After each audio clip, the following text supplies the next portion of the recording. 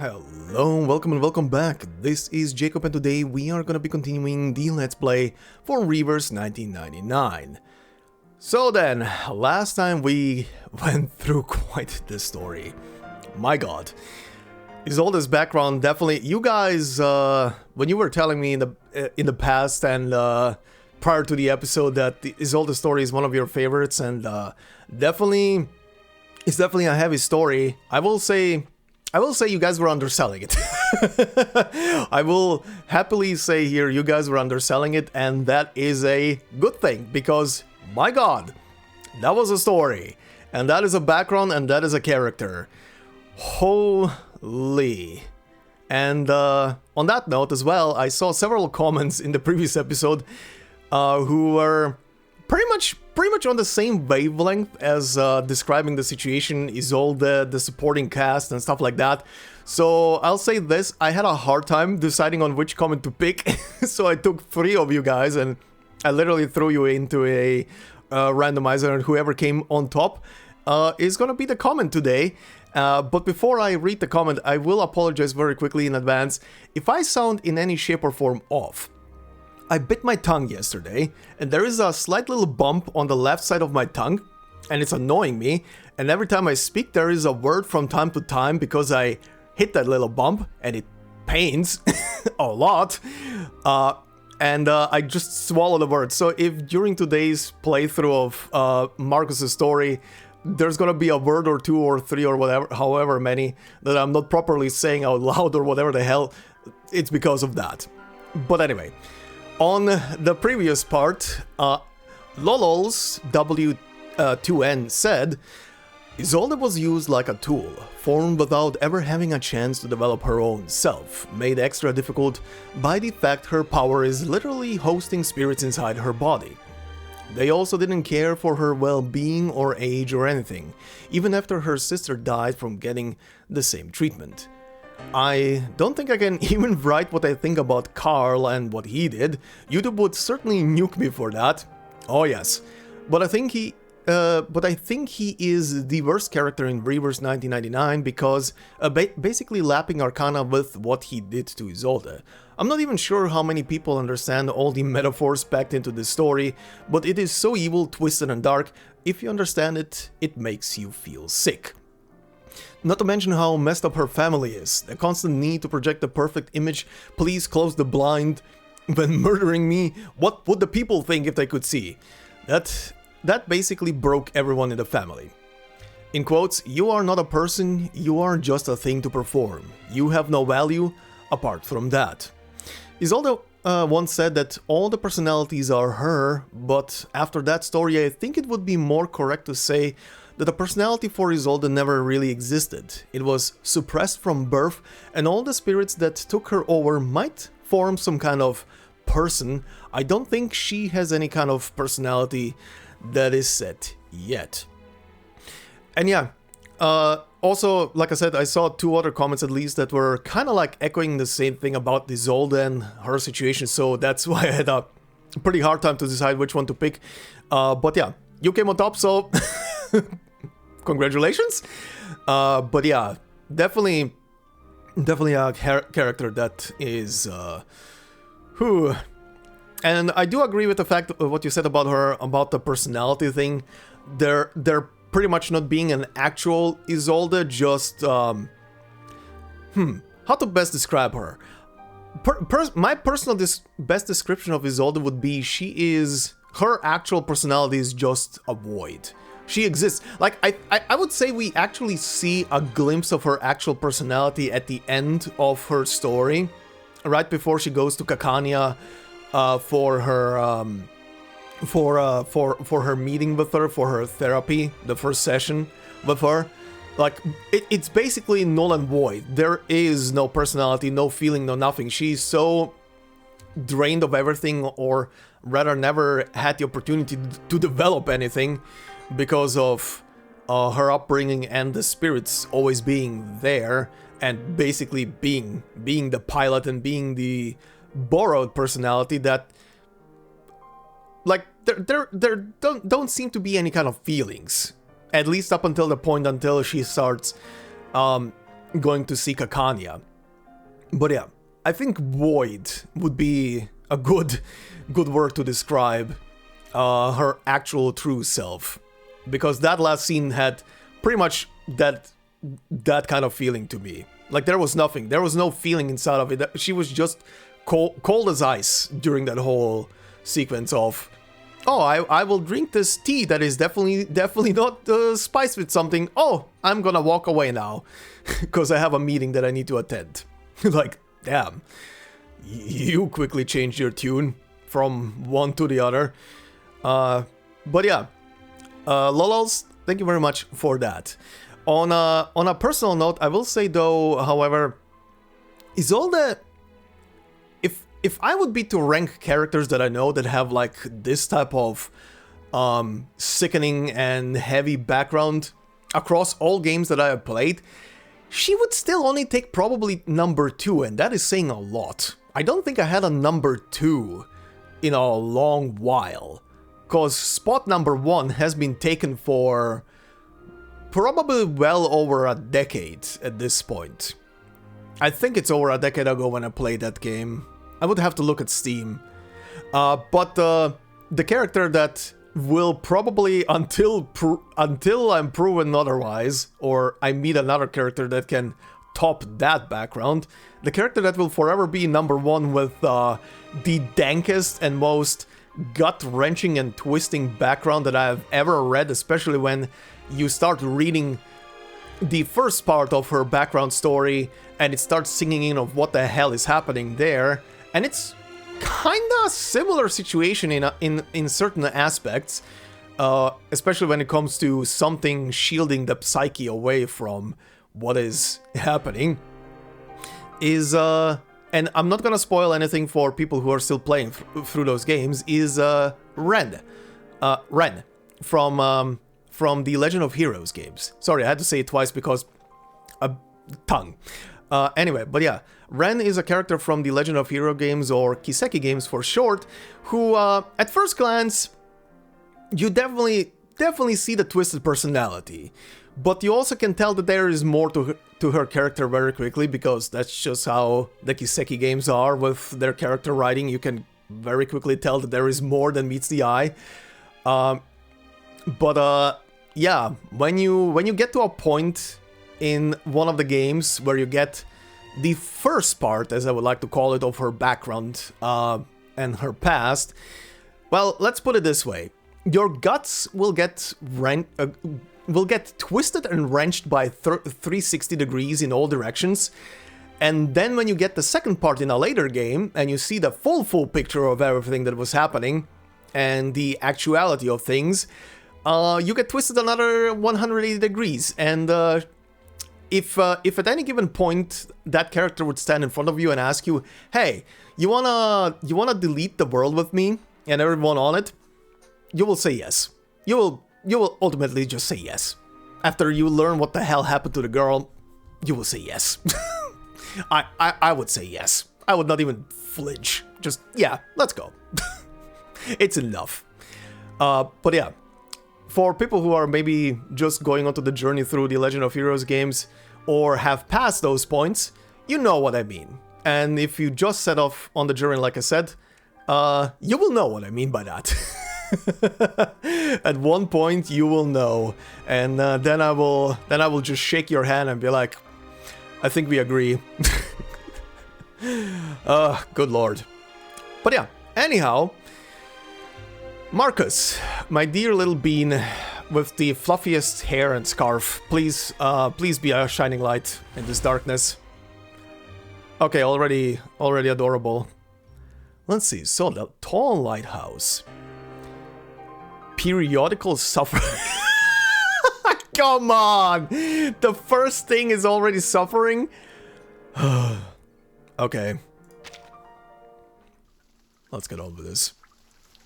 Periodical suffering, really? I seem to have stood still for an eternity, engulfed by a sea of thoughts kept silent as a cemetery. The 3 lighthouse keepers on the isle still remain, where they should have long passed into memory.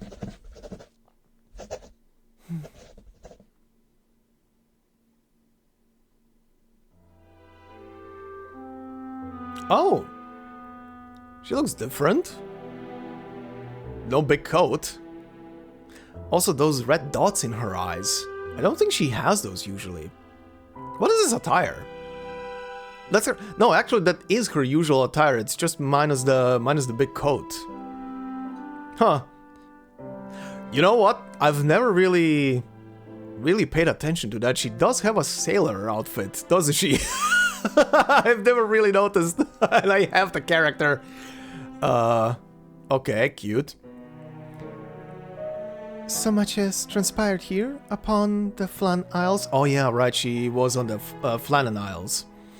Each and every event etching itself into my consciousness. History of the Flannan Isles. Despite all my installments so far of the history of the Flannan Isles, what I've documented barely scratches the surface. The readers, I believe, share my eagerness for the next issue of the Daydream Post. I cannot let them down. The young lady rubs her eyes and refocuses back to her writing. The history of the Flannan Isle column has to fit in roughly a third of a page, but there are so many more stories about the archipelago I've yet to tell. Stories the readers still haven't heard. Maybe. Miss Dennehy mentioned that even the editors have been following the mysteries of the Flannan Isles with intrigue. If I can keep up the interest, she might allow me an additional section. Exactly. That way I can present even readers with a more comprehensive look at their stories. Right, so she was a lighthouse keeper, or something along those lines. Or worked at a lighthouse? I remember something like that mentioned in her, I think it was her voice lines. I don't remember if chapter 6, again, it's been a while, I don't remember if chapter 6 was talking about her previous occupation. I remember Romania, that she was in an orphanage in Romania and on the Flannan Isles. Anyway, living up, she dives back into her writing. Holy shit. The Flannan Isles, a small island chain in the outer Hebrides? Is that how you say it? Hebrides of Scotland? Not sure. I think Hebrides. Anyway, other Hebrides of Scotland have been the subject of rumor for years. Even up to today, many mysteries still remain here. Of course, to hear it from the credible authorities, the lighthouse, and indeed the whole archipelago, were perfectly normal, all except for its 3 vanished lighthouse keepers. Speculation over their disappearance drew the public wild, yet the authorities claimed they were simply swept away in a deadly storm. This, of course, did nothing to convince them. Meanwhile, a sailor claimed to have seen cold black UFOs over the islands, casting eerie cold beams of light. Other theories include that gargantuan man-eating birds and bottomless abyss, and so on. Rumors continue to swirl, but the truth remains elusive. The police report, the long entries, and the lack of any recovered bodies, they all scream one thing: this is no simple disappearance. 12 years have passed, yet driven by curiosity, I decided that I must visit the island myself, and there I discovered a never-before-seen logbook. The signature on it reads James, recorded on December 15th, 1900.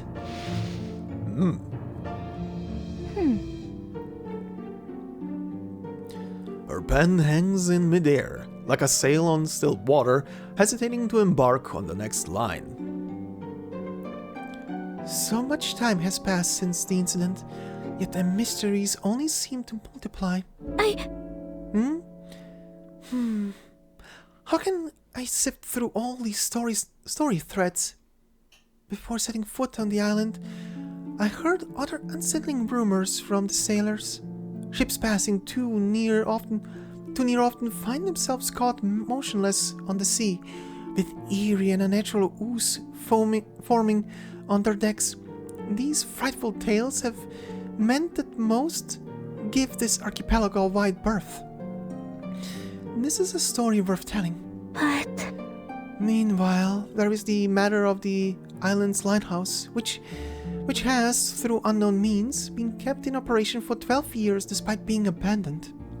Huh. Interesting. So someone is maintaining it.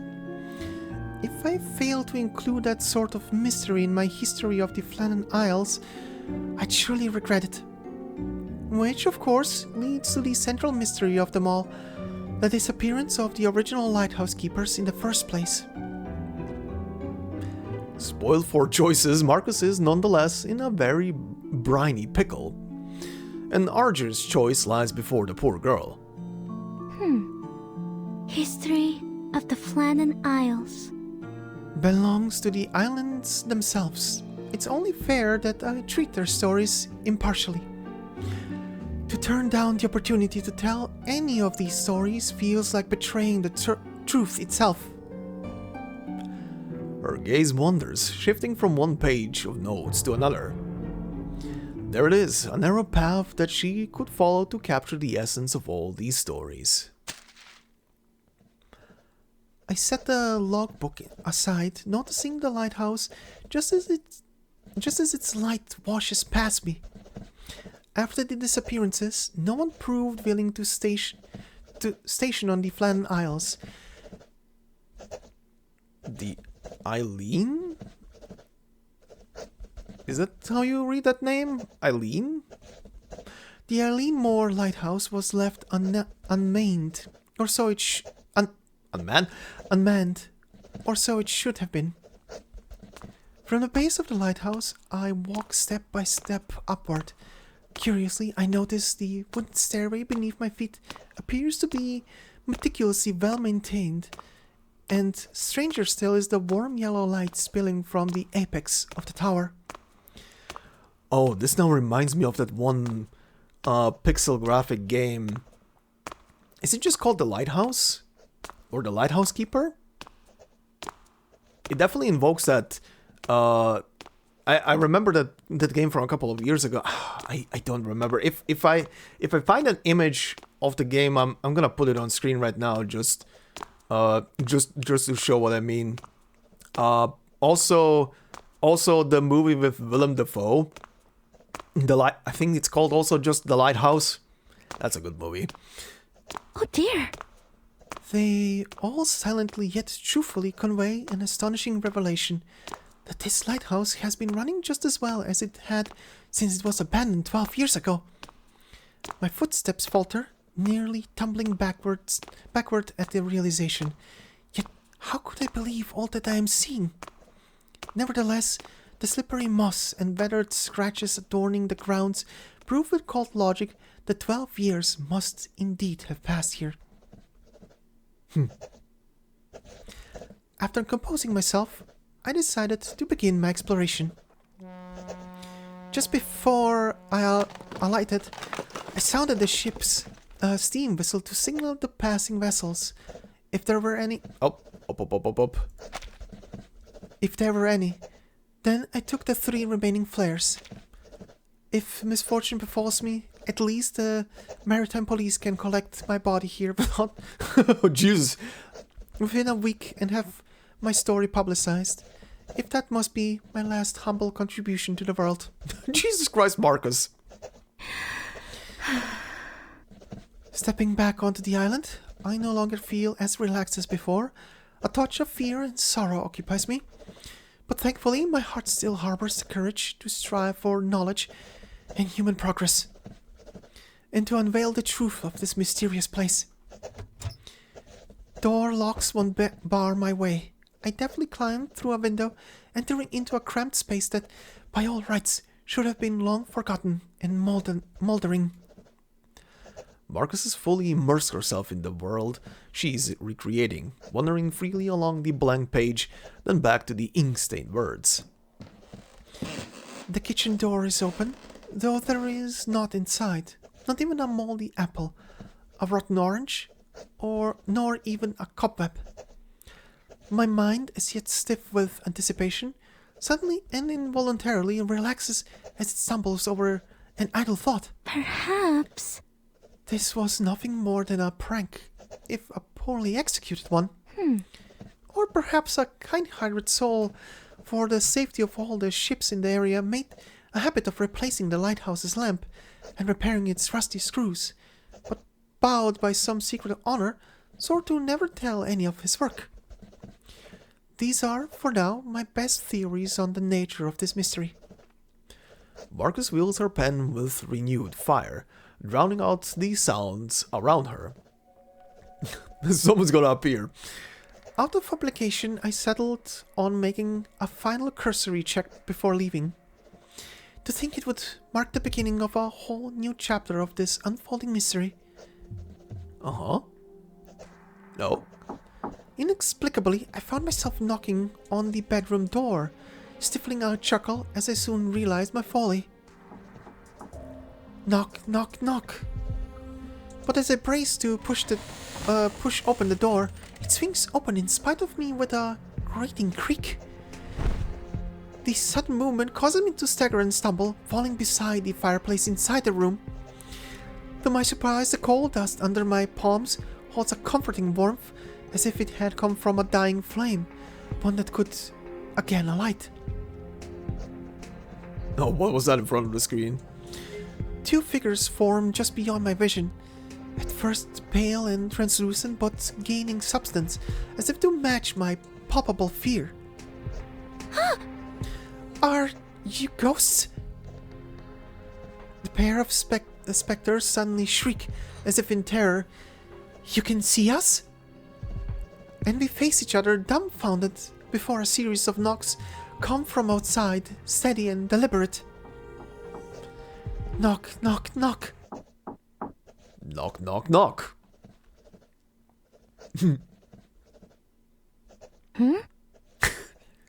You were so absorbed you didn't even hear the proper knocking.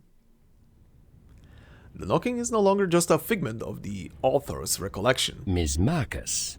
Oh, damn. Anyone in there? Oh. Yes. A moment, please. She hurriedly gathers the papers now scattered across the desk, stacking them aside neatly. Lest the voice outside had grown impatient, she cautiously pulls the door open. Uh-huh. Flannan Isles. Ms. Marcus. Ah. Greetings, Miss Marcus. The man before her, with his stern grey and neatly patterned tie, nods courteously. Greetings. What is that laugh? You'll see here, I've been sent by the San Paulo Foundation. I am the investigator responsible for registering all Arcanists in the Eileen... Actually, you know what? I'm gonna look up. Alright, so the two things. Obviously, Scottish Gaelic. Apparently, if I heard it correctly, Ellen and Sheer, or Sheer, is how you say that. Ellen and Sheer region. The second thing is the mystery that Marcus was just literally describing about the lighthouse is an actual real thing. So I'm not gonna read the whole article. There's a shit ton to it to read through, so I'm just gonna leave a picture right now on screen. You can read it on the wiki. It's a lot. There is a lot there, but I think I'm gonna read that while the video is gonna be rendering for myself. So I encourage everybody just look it up. Anyhow, his tone is flat and official, but his bearing exudes an air of entitlement and pride. What is that? The Foundation?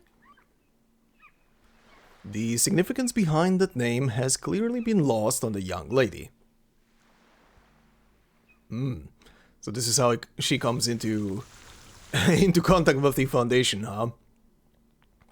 Okay. Very interesting beginning, though. A lone bird or a grey dog? Okay. Let's see.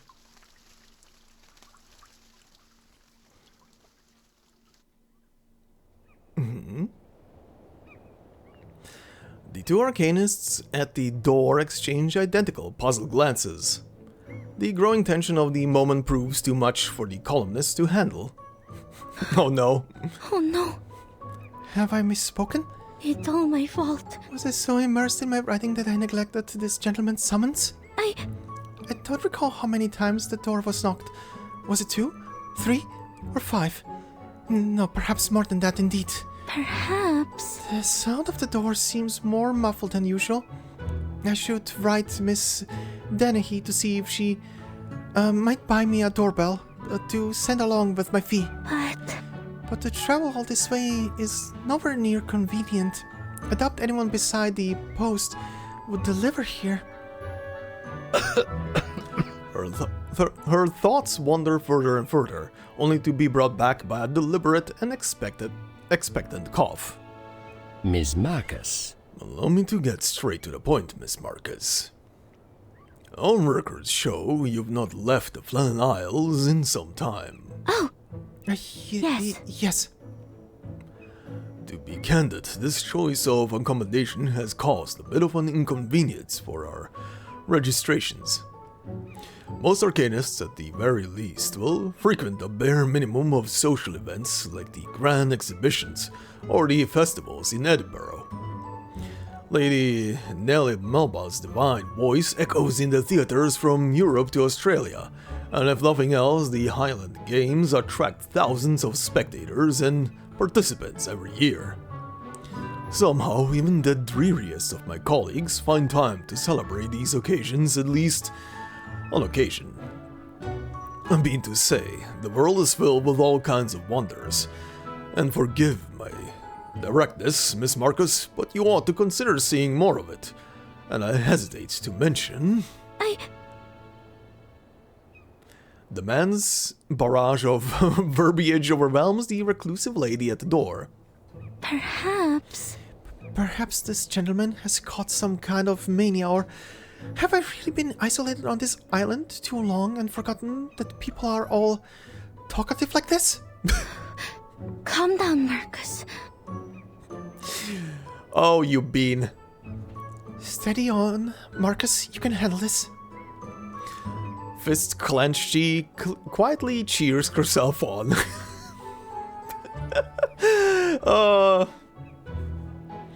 The current situation calls to mind a page of advice from Introductions to Social Etiquette. Rather than admitting their ignorance on a subject, a cultured person is wise to steer the conversation toward grounds more familiar to both parties. And for this gentleman, a most suitable topic would be... I got it. Lifting her head, she realizes she must seize the opportunity to pierce through the man's blather. Oh no. Sir? I believe I heard a lot about your foundation when I was in the orphanage. That you were collecting Arcanists, particularly children. And that you did so by force.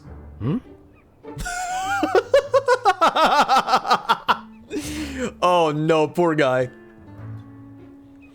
Some children said people from the foundation took away their friends. The investigator's face grows somber. Evidently, their conversation had not been going as prescribed by Introduction to Social Etiquette. Oh no, that much was clear even to Marcus. Oh, that was a poor excuse for a joke, Miss Marcus. We are indeed living in a wondrous era where transgressing social norms have become greatly valued. Rationality, science, freedom, and with it, of course, a progressive sense of humor. I'm sure you only meant to appeal to that transgressive humor, but accusations are quite inappropriate even as a joke. Especially as you haven't officially joined the Foundation yet. No. I don't mean to offend you. It happened in my home country in Romania. Perhaps things are different here. Regrettably, there is nothing close to applicable in this scenario from her reading of Introduction to Social Etiquette. The The heavier blow drops as Marcus at last picks up the man's intention in coming all this way. Wait! Wait a moment, sir. Did you just mention something about joining the Foundation? Me? Of course. Is this guy French? Well, I'm not in a French accent, I can't even speak French. Naturally. Is there a problem? Or did they just randomly pick a new voice line from a random character? He adjusts his lapels in both hands, as if launching into a well-practiced speech. Miss Marcus. Miss Marcus, shall I take it your heart is beating so fast out of excitement? I understand how you feel. Many new colleagues have experienced similar emotions. But please, don't worry. The Foundation has a full-fledged medical support system. Sir? Would you stop for a moment? Her voice trembles as she speaks. I very much appreciate you coming here. I've come to fully understand the importance of the Foundation and its popularity among other people, and, of course, I'm grateful for your invitation. But as you can see, I currently have some unfinished tasks at hand, which are related to my, dream. Marcus turns her gaze back, staring at the small corner behind the doorway, her world of writing. Oh, a dream.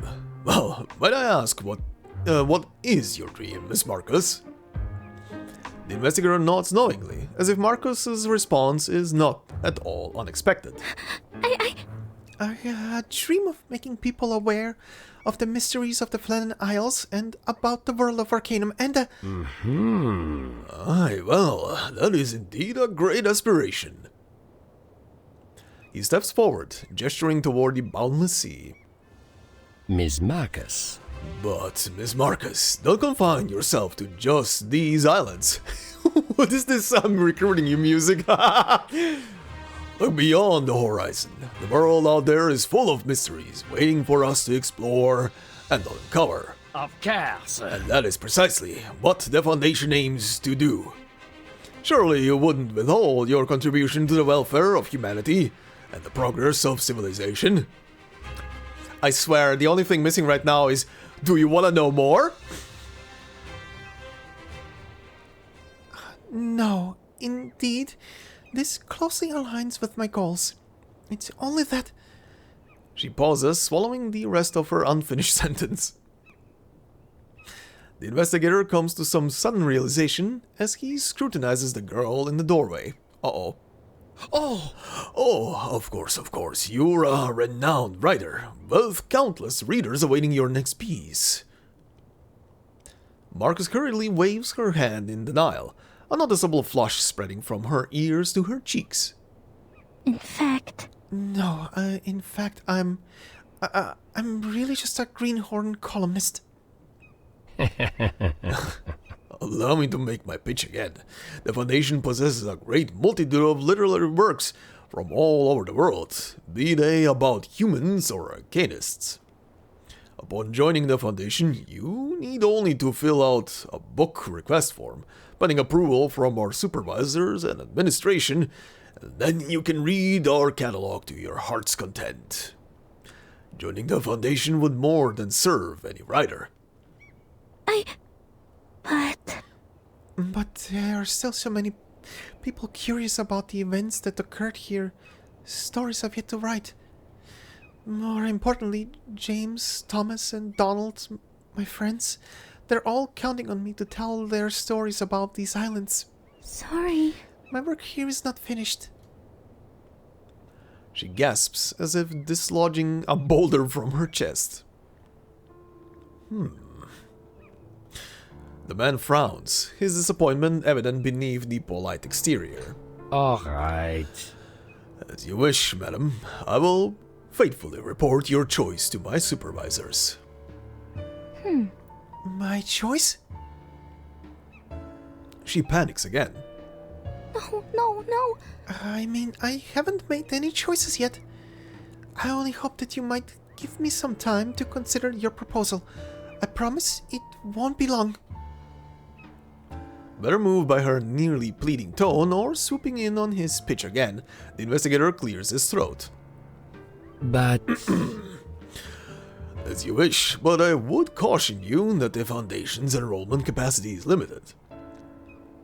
Should you tarry too long in deciding, you may find yourself waiting outside our offices, wishing you'd taken up our efforts sooner. When you've made your mind up, send this to Ellen Shear. I think I just mispronounced it, but anyway, no need to write a specific address, just the Foundation will do. He hands Marcus a letter with a checkered pattern, then turns abruptly without looking back. Left alone, the girl sways and collapses to the ground.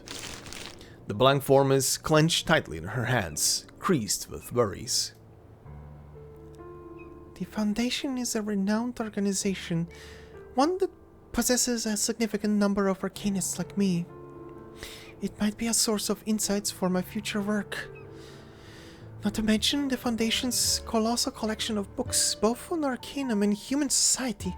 But Still, I have to think about my readers. They'll be waiting for the latest stories from the Flannan Isles. Not to forget that Miss Dennehy holds great expectations concerning my work. history of the Flannan Isles. How could I disappoint them? Won't anyone help me with this conundrum? Her faint cry fails to travel far. It fails even to drown out the sound of renewed knocking. Okay, Hoffman? Is it hey, Oh no, never mind, Thomas. Oh, Ghost Thomas? Ahoy, Miss Marcus! You're finally awake! We thought we might find you sleeping outside again, for the 13th time! And with your eyes still open. Another voice adds to chorus of cooing over Marcus. everyone. Nothing unusual, is it, boys? Our wee Marcus has always been good at sticking her nose around looking for things she can, what do you call it again? Read. Oh, hello, Mr. Thomas, Mr. Donald, and Mr. James.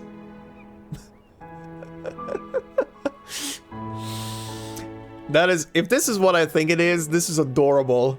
3 ghosts are basically her dads. That is stupidly adorable. I'm digging this.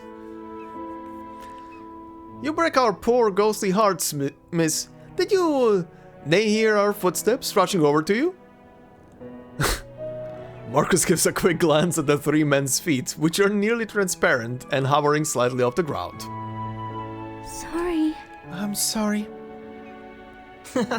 Right, no time for beating around the bush, cuddies. Give the letter on over to the lass.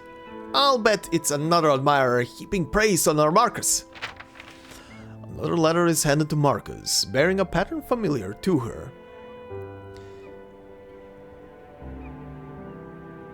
I don't know how you say it, but I know it says, "Don't worry, Miss Marcus."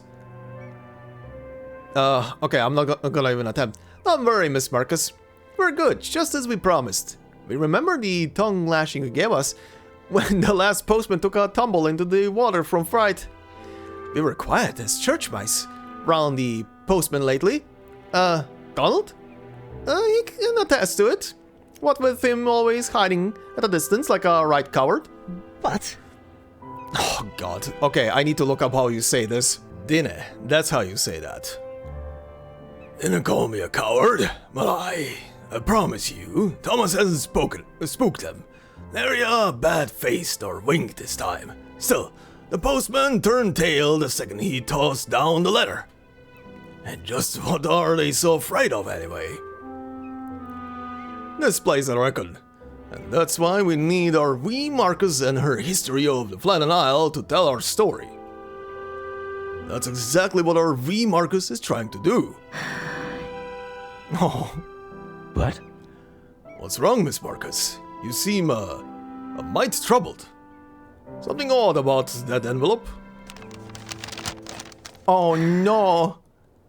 It's It's a rejection for my 15th edition of History of the Flannan Isles. Oh. Oh no. The poor bean. Okay. So she's actually in contact with the ghosts there. That is very adorable. And they're all falling over her, as they should. Anyway, 3 islands, huh?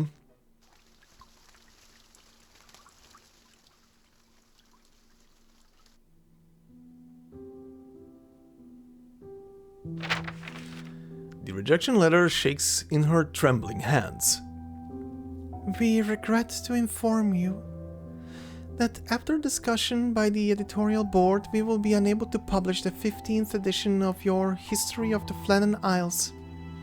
We would like to share with you our primary concern regarding this edition. Since its publication, History of the Flannan Isle has garnered intense discussion among our readers. We are well aware of their curiosity about the mysterious archipelago and of your skillful writing. It is in this hope that we ask you to revise your latest edition to reveal the truth about the 3 lighthouse keepers in greater detail. It cannot be understated that we are by no means doubting your capabilities, Miss Marcus, but with their limited understanding of Arcanum, most of our readers have expressed that they are more interested in what happened to the lighthouse keepers, the truth. They believe that you can unveil this mystery that has puzzled us for more than a decade and come to a tidy end for the story. In light of our decision, we have already reserved some promotional space for History of the Flannan Isles. We look forward to your revised edition. Yours faithfully, Danny. The letter floats to the ground, falling from a trembling hand. Oh. Okay, 3 dads, that is your cue. That is where you comfort the girl. The girl lowers her head, devastation lingering over her. But... Miss Dennehy says she is unsatisfied with the latest edition, but aren't these stories all a part of uncovering the truth our readers are expecting? The only arranged reef, the ultimate cause of the lighthouse's phenomena, aren't the readers curious at all? The truth about what happened to the lighthouse keepers. Did I do something wrong? Marcus looks out at the ghosts gathered around her. It seems what the readers are really eager to learn about is not the Isle, but your legend. The elder ghost pats Marcus on the shoulder. Marcus. It's not your fault, wee Marcus. You'd think there were naught but spoiled brats left in the world. Aye, but you cannot blame them, can you? How could rocks and lighthouses compete with the tale of 3 seasoned seafaring spirits? He nods as if he's reluctantly admitting to some truth. Some loyalty they've shown. Up until now, they could nigh stop puffing up your work. A brand new approach to documentary literature, a one-of-a-kind writing style, a highly whatever it is now, a highly immersive reading experience. The younger ghost recites the remarks innocently. They said it themselves, and then in just a blink, our wee Marcus is no longer what was it they said? A progressive icon of literary trends, or some old song like that. Sir? Mr. Thomas, please say no more. In fact... I could never live up to that kind of praise. Besides, there's no denying it. This is a rejection letter.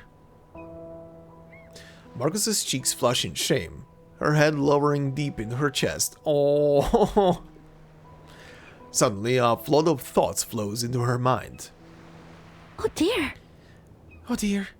The way I boasted to the Foundation gentleman about my work. Maybe. Perhaps he was aware of this letter? Maybe he even secretly laughed at my ignorance? Could he have passed by the mailbox on the way here? She repeatedly examines the envelope, as if seeking confirmation of something. No. Don't worry, Miss Marcus. The glue on the envelope was intact when we got it. Could not have been opened by anyone else. No, I'm not worried about anything. Still deflating like a punctured balloon, she murmurs to herself. The Perhaps. Foundation investigates any Arcanists pending registration. They probably examined every letter sent to arrive here recently. That nervous laugh. If so, they might read out this rejection letter at some book club gathering. And then it would become the laughingstock of the entire Eileen share. No, the entire United Kingdom. Oh, alright. I'll have to write them. Maybe I should ask the Foundation not to report what I boasted about my literature work. But should I really join the Foundation? History of the Flannan Isles. This one sentence keeps repeating. It's killing me. Could they have not just had to record a couple of more lines? The progress of history of the Flannan Isles hasn't been quite as smooth as I'd imagined. Perhaps I do need more time to think about this. Oh, but that investigator did imply that the Foundation is not particularly patient. Would he take my indecision as disrespectful? Lightheaded and drained, she braces herself with a fainting step. The Spectre sailors gather around, lifting the fallen letter from the ground together. Marcus. Raise your head, wee Marcus. I'm sure the lads and I can help. In my admittedly humble ken of writing and reading, isn't it so that writers place their most interesting content at the very beginning, so that they grab their readers and keep them reading? So if what you're baiting them in with are the likes of rocks, seagulls, and lighthouses, well, they're not so much the kind to seize your attention, huh? Okay, he gives his chest a few pats. Now, my humble self, on the other hand, I've lived here for decades. Not to mention, I've been here not living for a decade more. I reckon the more... Wait, what? I've been here not living for a decade more, okay. I reckon the memories I've got tucked away could make for some pleasing bait indeed. The quiet ghost timidly speaks up. I think maybe James is right. Maybe you could write just a wee bit more about our stories, if you like, that is. I mean... I only mean, we've spent a lot of time on this island. People don't need to come here in person to see what we saw, to hear what we heard. Maybe this could clear up all the fear, maybe make people curious. His suggestion, though a whisper, speaks volumes. The other two ghastly gentlemen look at him in proud approval. Great. Exactly. They must be quite curious about my past, and of course, more than happy to let these young'uns glean something from old James' yarns. Now that's experience. James's yarns. See, the mind of a seasoned sailor like myself is filled with hard-steering stories. Aye, I could go on for days.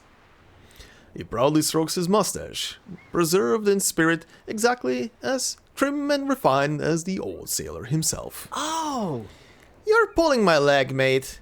Fat chance they'd give a barnacle's bottom about those ancient salty fishtails of yours. Intentional or not, the bickering ghosts dispel the gloom hovering around Marcus. Sirs, Really?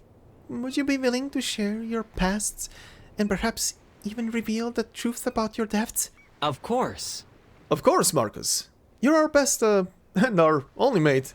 Besides ourselves. Marcus. I also want to show more of this place to people before we are completely forgotten by the world. Thank you so much. All of you. You have 3 amazing ghost dads. She bows sincerely before producing her pen and papers. Oh, alright. Now where do we start? Aye, that's it. A story from some years ago. Back then, of course, I was more than the humble ghost of a man you see before you. I was the leader of this outfit, and these two were my half-witted lackeys. Yet, driven by our shared honor, faith, and my keen sense of command, we successfully defended these isles from falling into bedlam.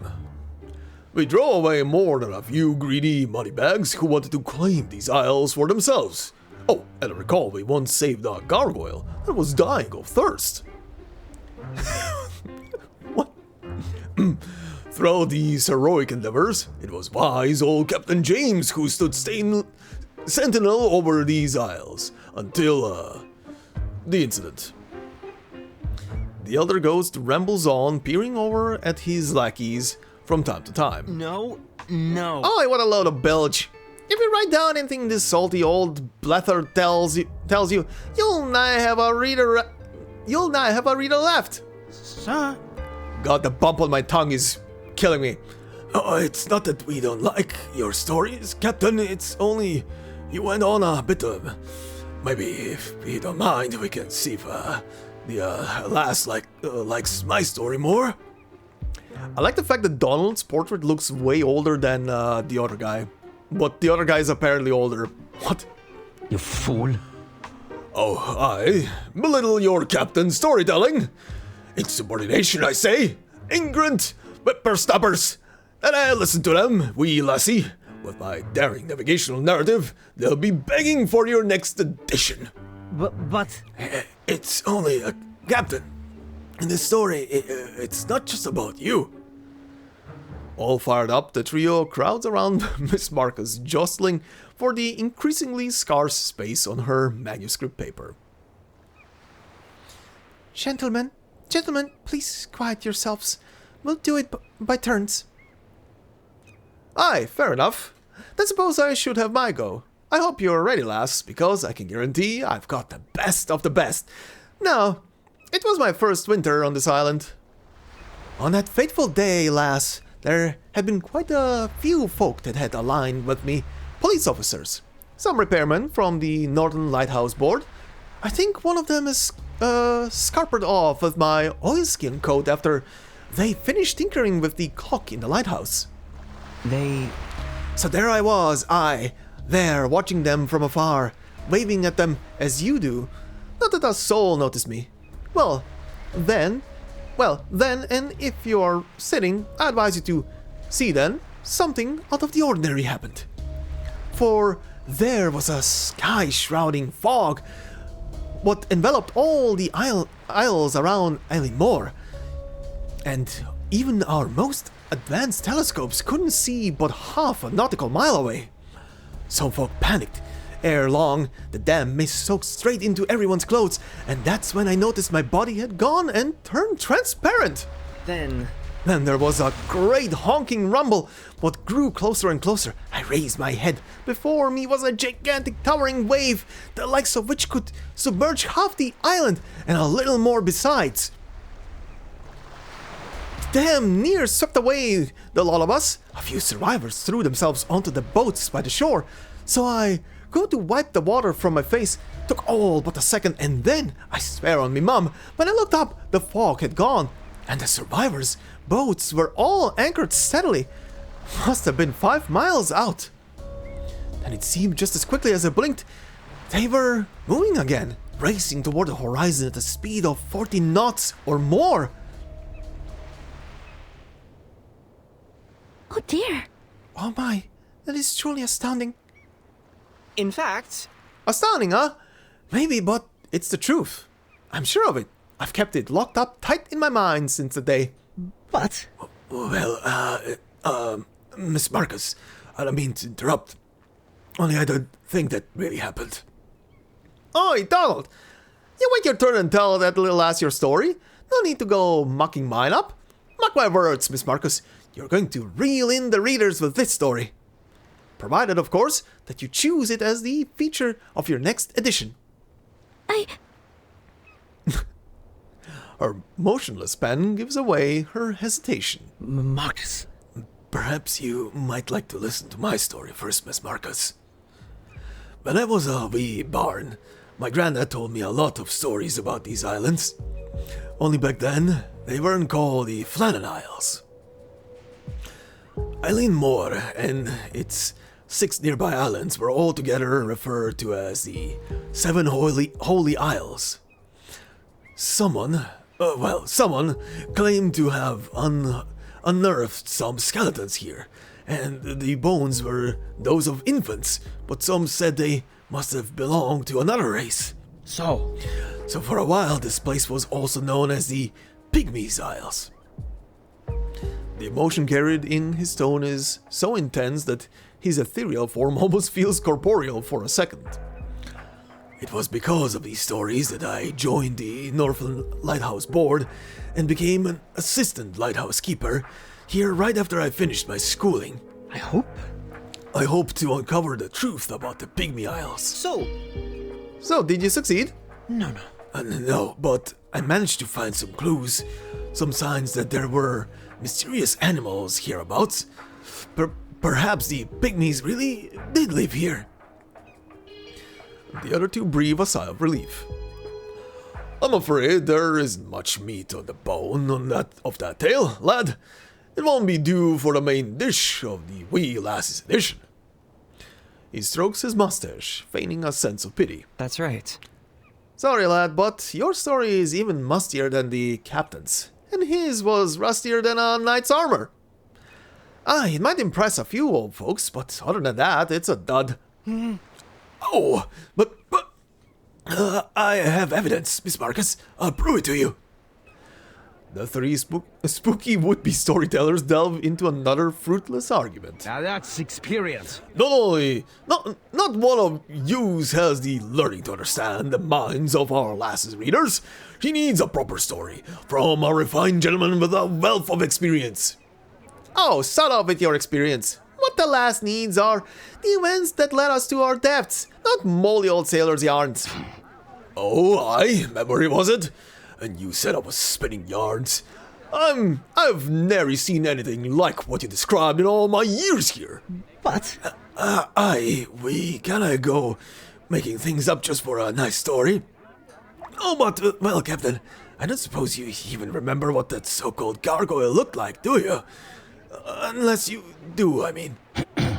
The debate is headed nowhere fast. I think we ought to leave it up to Miss Marcus to decide. The three shift their gaze onto the girl before them. Captain James's recollection is certainly the longest and most complete. I'm sure the readers will appreciate his thoroughness. But Thomas's experiences have the closest ties to the outside world and the mysteries of their deaths, which might corroborate some circulating rumors. As for the story of the Pygmy Isle, it seems like it might have the most rich historical elements. All of these are worthy of being recorded in more detail. Her evasive gaze can't escape from the three spectral lighthouse keepers' eager eyes. She finds herself caught between between the ghosts and the deep blue sea. Panic. The ghosts in unison. Miss Marcus. Her lips tremble slightly along with the manuscript paper in her hand. I will include all of your stories, I promise. I dare not overstate the literary value of this edition. I can only share with you that it is inspired by the experiences of three ghosts, the very lighthouse keepers who disappeared here 12 years hence. Dear Miss Dennehy, I write to you in hopes that this latest edition will prove more than satisfactory. Did I make the right choice? Or rather, did I ever have a choice? In any case, I finally completed my edition. I hope nothing interrupts the delivery. Moreover, I hope it doesn't get rejected again. Illuminated by the dim reflection of the lighthouse's beacon against the pressing clouds, a heavy stack of manuscript papers is tossed into a lonely, rusted mailbox. God, mail delivery on that lighthouse island. Holy shit. Whoa, the speed. Okay. This is fun so far, in a sense. A fraudster, huh? Okay.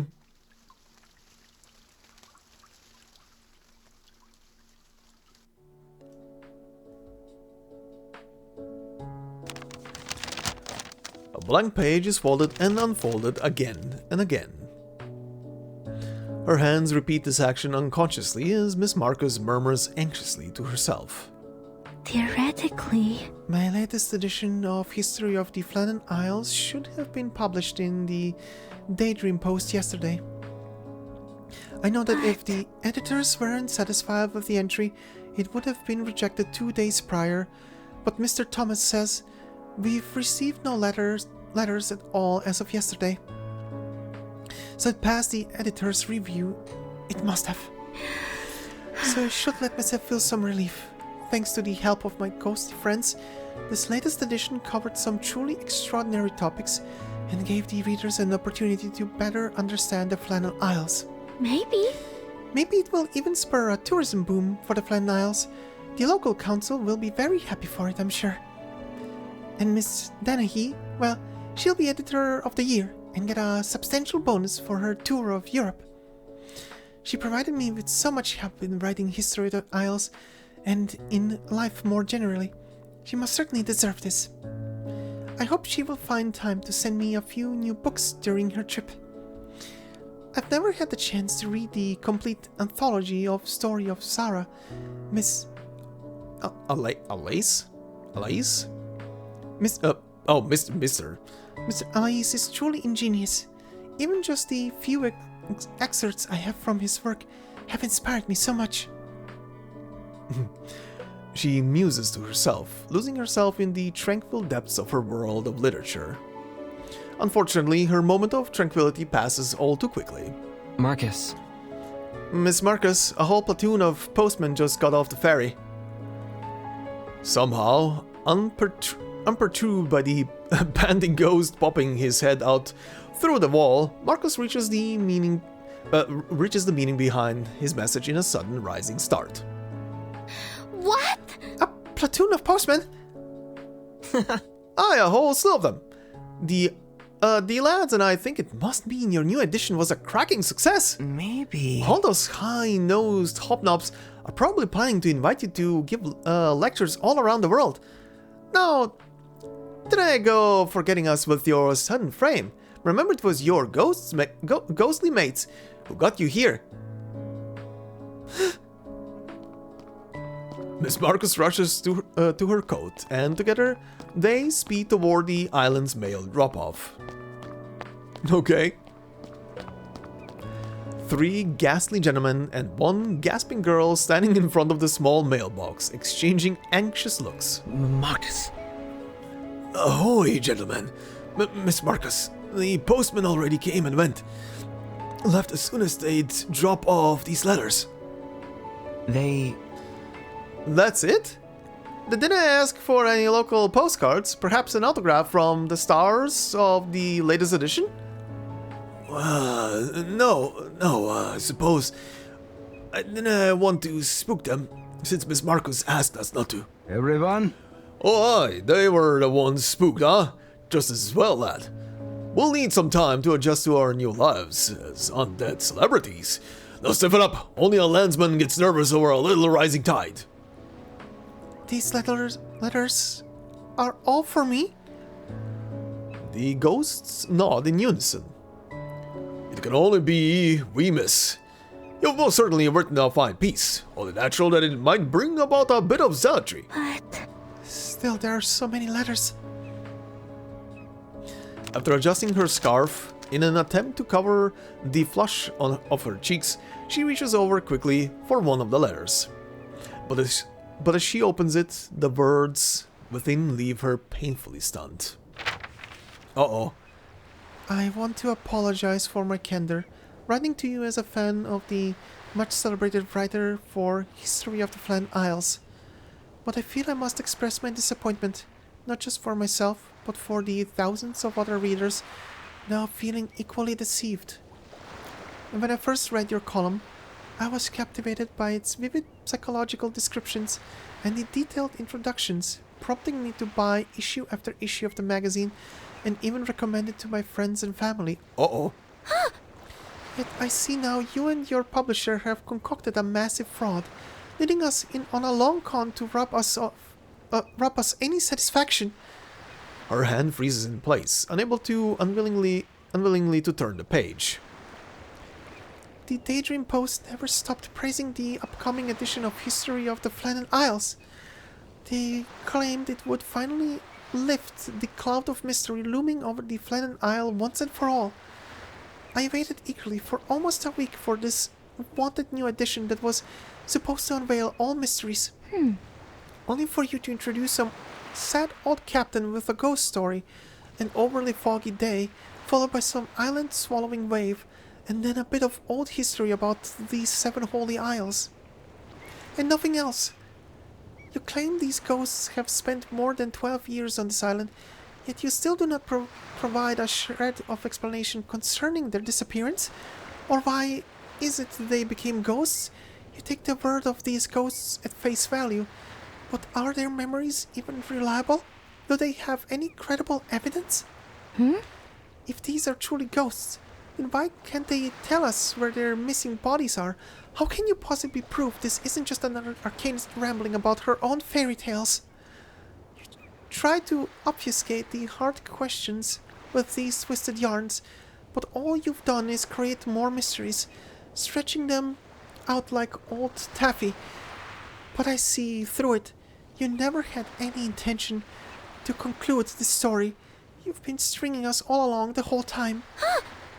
You, madam, are nothing but a fraudster. Oh, no.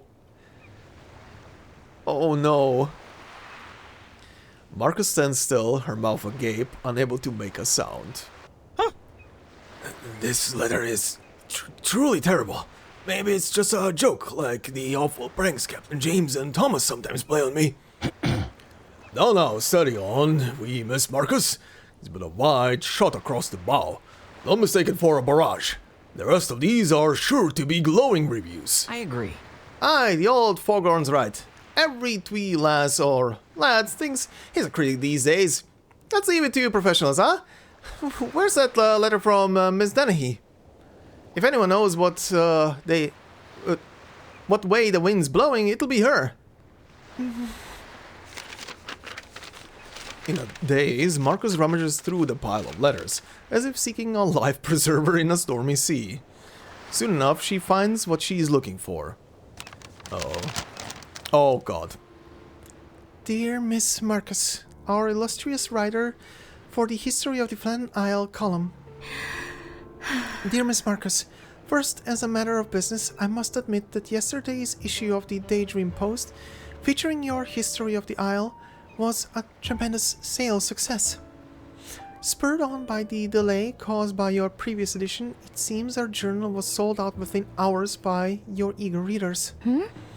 But we only just started on the second printing before a group of frenzied readers stormed up to our office. They were waving their arms, shouting things like, "Refund, this is fraud," and one particularly exuberant fellow claimed he'd be writing to the Prime Minister to report you. Oh, good lord, they were pissed. Holy shit.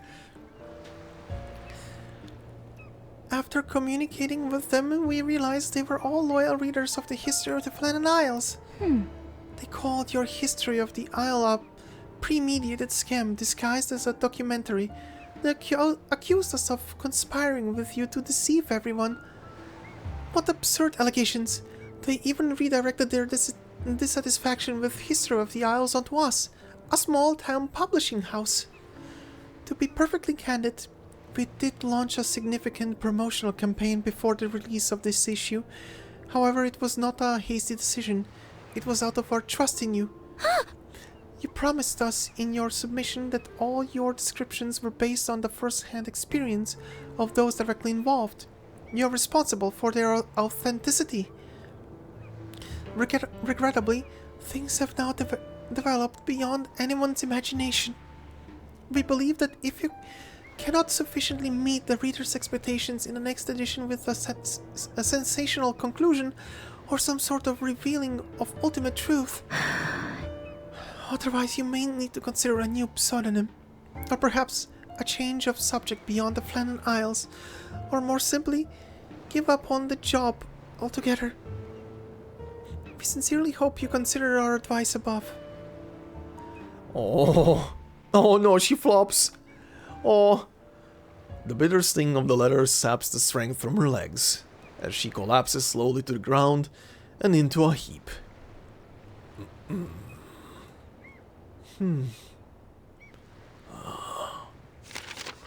The ghosts attempt as best they can to make out what the rest of the letters hold. It is despicable that you would abuse the sacred power of the pen to promote this bizarre so-called arcanum, and how much worse for its plobbing, unconnected narrative, if anything at all, of what you said was true. It would only mean our world had gone mad. No. Wrong letter, sorry lass. He feigns a soft bombing whistle as he tosses the letter aside. Marcus. Allow me, Miss Marcus. If my years have proved to of any use at all, it has been in discerning truth from slander. I wish to extend my congratulations to the author for what must have been a handsome fee you earned yourself with your talents, chief of which must be in huckstering and forgery. I pray you'll fare well during the coming police interrogations for this fraud of an edition. Hopefully they'll be trained to make sense of this Arcanist stat. Apologies, it seems wisdom does not always spring from age. I think maybe I found one that isn't quite so terrible. Really? Dear author, I wanted you to know that I fully understood the deep meaning behind this publication. It is crystal clear that you drew inspiration from the stories of Penelope and the Danaids as you prepared us for an endless tapestry and a bottomless bucket. I'm so glad to be able to bear witness to what you've created, a torture to the senses which has left me wishing to swap places with Tantalus himself. So long and good riddance to your interminable stories. Sorry. Sorry, Miss Marcus. I was never much for reading. Was that not good? Thank you all the same, Donald. Oh, Jesus. She nods weakly toward Donald. Then in a slow fall to match the crashing waves against the shore, she collapses completely to the ground. Oh. Oh no, the bean. The poor bean.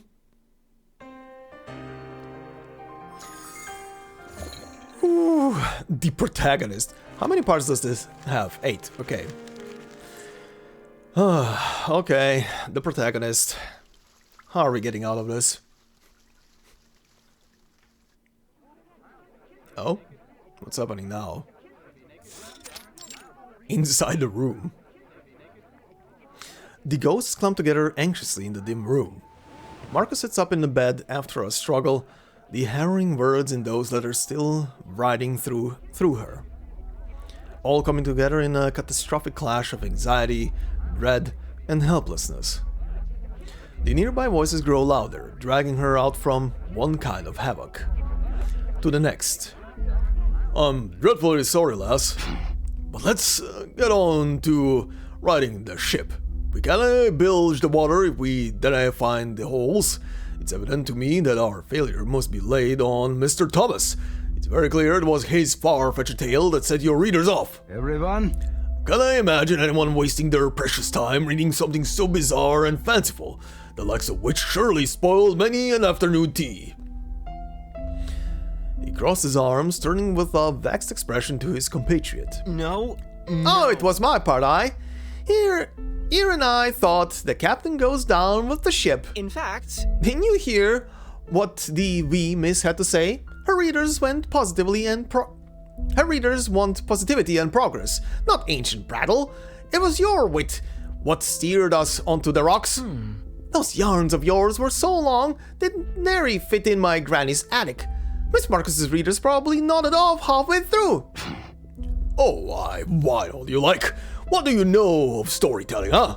I'll bet you didn't even know your Shakespeare from your Shelley. James's translucent face turns red with anger, his mustache bristling. Stop, please, both of you. Sirs, Please calm down, gentlemen. Let's hear what Donald has to say.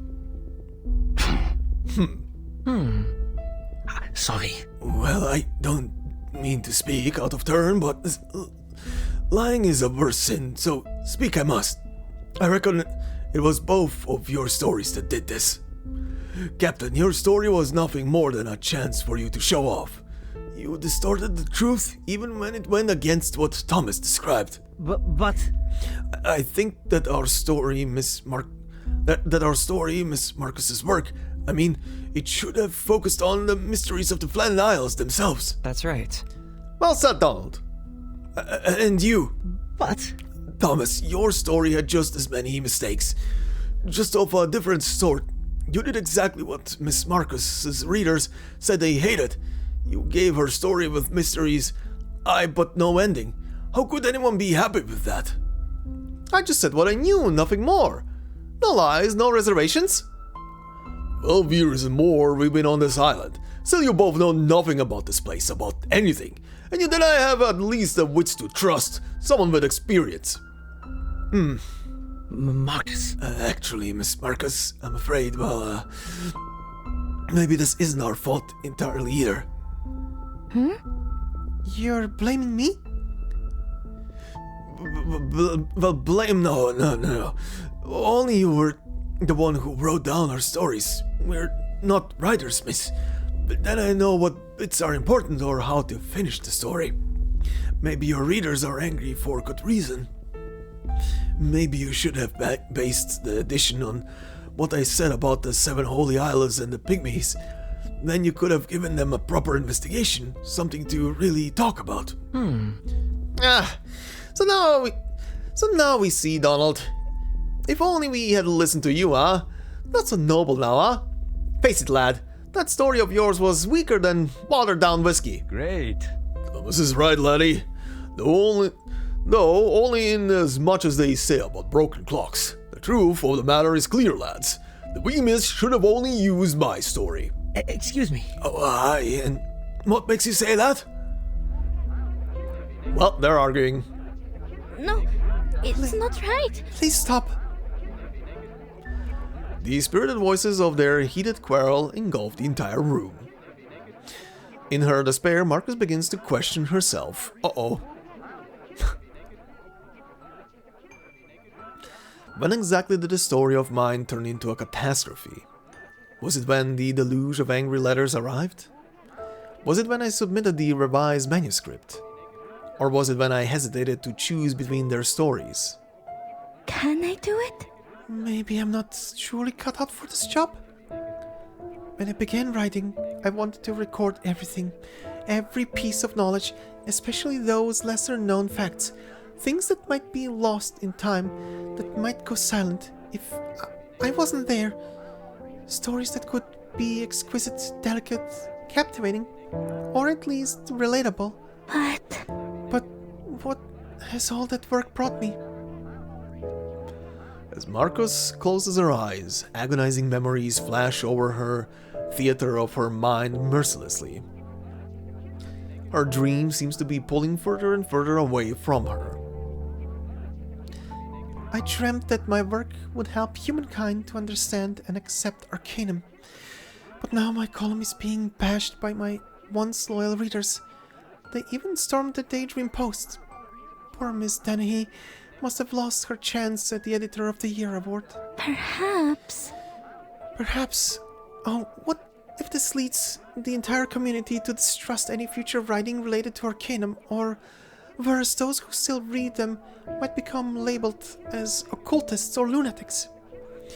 Then human society's discrimination against Arcanists might grow even more severe, not just in the Flannan Isles, no, maybe against the entire Arcanist world. And I will be the catalyst who horrible writing divided our two races even further. It's all my fault. Oh no. Oh no, Bean. Marcus covers her face with her palms, but no amount of self-pity can drown out the squabbling spirits. I only hoped to alleviate their loneliness by reading this island and documenting its stories. I just wanted to share them with the world. Why? But now these ghostly gentlemen, protagonists in my latest disaster, are tearing into one another before my eyes. My writing didn't bring them happiness. It intensified their misfortune. No! Aww. But all I wanted to do was tell a fascinating story. She lets out a loud cry from her corner, hoping to silence the continual bickering, even for a moment.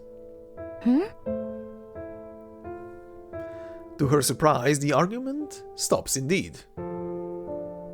Did that actually work? Hey! Oi, pick yourself up, Marcus. Someone's on the door. Oh god, who is it now? The Institute again? The girl comes back to her senses, pulling herself to the door by will alone.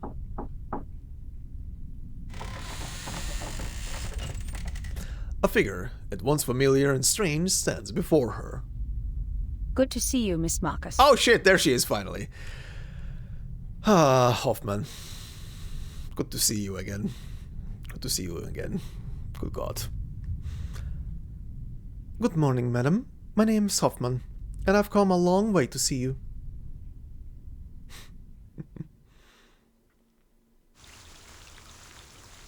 And there is her lighthouse. The protagonist, indeed. Preface. Alright, Hoffman's back. Immediately remembered Hoffman's fate. Okay, let's see. Time to spend a bit more time with Hoffman. Hoffman, pardon. The figure of a woman dressed in a long brown coat walks ahead at a steady pace, followed by the nervous young lady. Excuse me? Are you from the Foundation? Yes. Yes, it seems I will be able to skip my introduction. Hoffman nods, seemingly ignorant or neglecting the panic in Marcus's tone. Sorry. I'm so sorry for having made you come all this way. I will respond to the Foundation as soon as possible. I promise.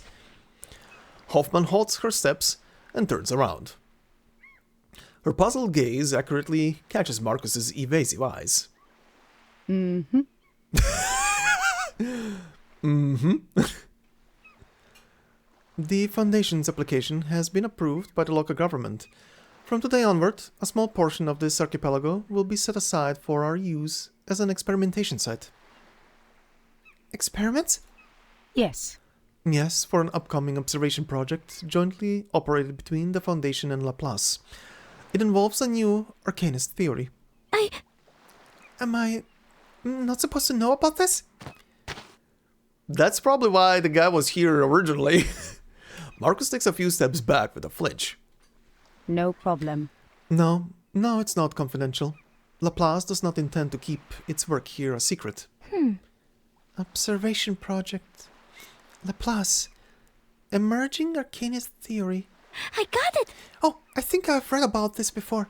The study of ley lines? Yes. Correct.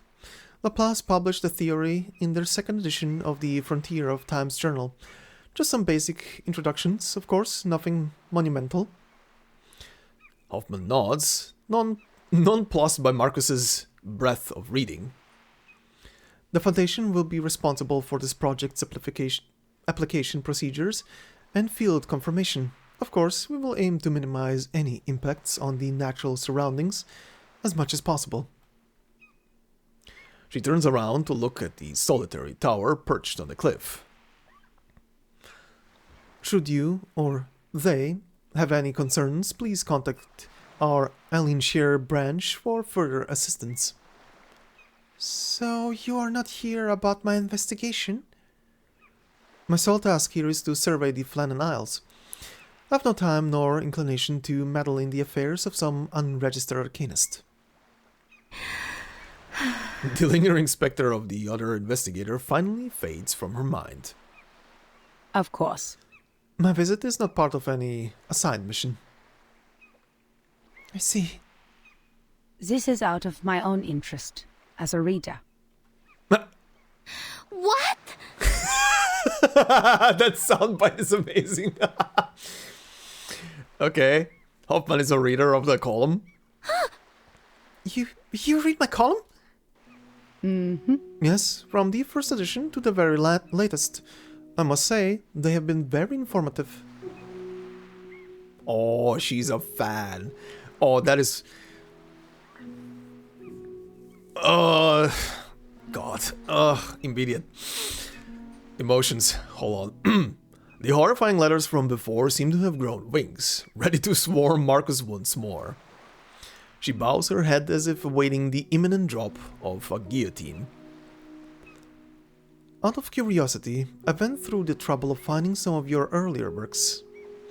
You have covered a wide range of topics in great detail. Unfortunately, it seemed the space provided to you by your magazine has been, till now, quite limited. Oh, those, they weren't much. Just a few jottings, really. I thought nobody remembered them. Though her body feels stiff, Marcus forces out an awkward smile.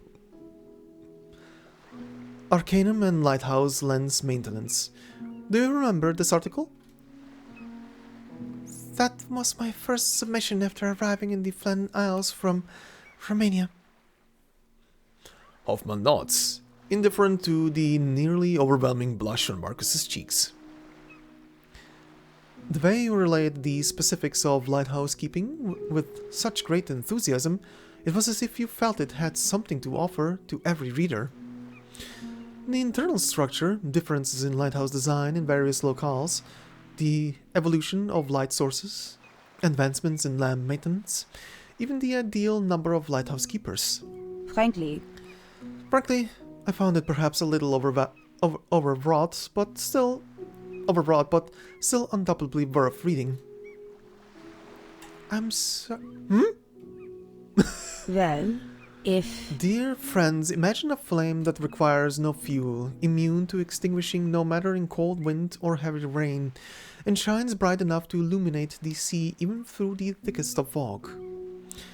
Might we then be able to save on nearly a century's worth of gas or electricity expenses, and redirect those funds to more pressing matters? As it happens, on a small island surrounded by warm waters, there exists just such a fiery critters. These docile and nocturne creatures could well be suitable for use as endlessly reproducible light sources. There were many more descriptions like this. I'm surprised you remember them so well, Madam Hoffman. Miss Marcus. You must understand one thing. Though discrimination against Arcanists has become less severe in our era, it remains, for most humans, an ingrained habit. One that won't change overnight. Why are you still trying to introduce Arcanum to the human world you're not familiar with? Marcus falls silent for a while, her previous blush turning into a cold sweat. Her unspoken thoughts, aspirations of writer, and her inner struggles. It felt as though this Hoffman saw through them all. Yet feeling as though she had been spared the headman's axe for today at least, she raised her eyes upwards. I suppose that's a valid question. Perhaps I am too naive. In fact... For me, I've always seen the world as just a kind of puzzle book. Perplexing riddles, obscure words, and bewildering images. One I was happy to keep at a distance, even if it had many pleasant aspects. Human science, progressive ideologies, arcanist sports, various newly discovered critters, and many, many more. I wanted to share those things, the pleasant ones. They deserve to be known by more people, whether humans or arcanists. Her voice is trembling and grows more resolute on each word. If I keep reading, I'll eventually find the answers to everything. I can introduce human arts and crafts to the Arcanists and demystify Arcanist fables and legends for the humans. I'll be the bridge between humans and Arcanists, helping them understand one another. Good God, I want to hug her right now. Oh dear. Then immediately catches herself. Did I say that all out loud? She awkwardly gasps, trying to take in a great puff of fresh sea air, her face flushing red from ear to ear. Still, a gentle but intentional clap of applause follows. That is a great aspiration, Miss Marcus. The Foundation has been working toward the very same goal. Thank you for your kind words, Madam Hoffman. Yet the catastrophe flashes through her mind once more, plunging her back into cold reality. In fact... Only it seems my writing has done nothing but push me further from my goal. Not only have I failed to demystify Arcanum, I have my publisher's expectations and my readers. I failed. Did I misread that? I misread that. I failed. Okay, yeah. I couldn't even write a serviceable story. Ah, do you mean this edition? Uh-oh. Hoffman produces a folded magazine. Not gonna lie, that looks more like a book than a magazine, but sure. The images of the Flannan Isle on it coldly clutch at Marcus's heart. You didn't throw it away? You underestimate yourself, Miss Marcus. The story isn't as hopeless as you think. This is very funny. I have a dumb feeling that this character story is way more voice acted, or has way more voice acted lines than the Isolda one. Or is it just me? Or am I forgetting? No, there wasn't that many voice acted lines in the Isolda story.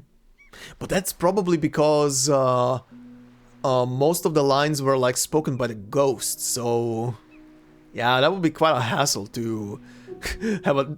I mean, they had a couple of lines voiced by different people, because they were different ghosts. Anyway, I do feel like this one is way more voice acted.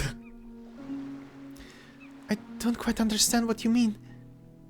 Her breath quickens. Madam Hoffman, are you saying that I might still be able to turn this story around? The readers. Humans often read things differently from Arcanists. What Arcanists consider perspicuous may, on the contrary, read as unfathomable to humans. Compared to the wild, divergent way of thinking of Arcanists, humans are more inclined toward concrete conclusions, backed by hard evidence.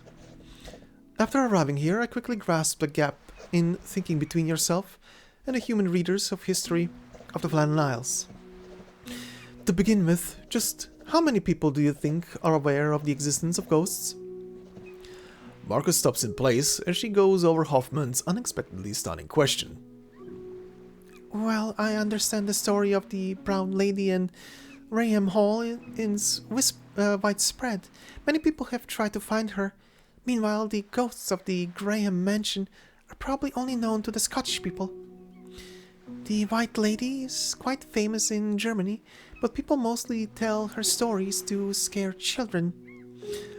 Oh yeah, I don't remember what the castle is called, but yeah, there's the White Lady is a famous story from Germany. Right. Good. Ah, so now you see it, don't you, Miss Marcus? History of the Flannan Isle is published in the Daydream Post's historical column. For most of its audience, the existence of ghosts is beyond far-fetched. For you to adapt the stories of 3 ghosts without ever taking the time to explain the ghosts themselves to your readers, well, is it any wonder so many doubted you? The readers. Your readers couldn't see and understand your ghost friends as you do, nor could they have realized these ghosts were nearly as equally about the truths of the Flannan Isle as anyone else. The readers follow the ghosts throughout the story, but never got to know them. They also couldn't fully understand the parts on Arcanum. The readers didn't feel engaged. Hoffman puts away the magazine.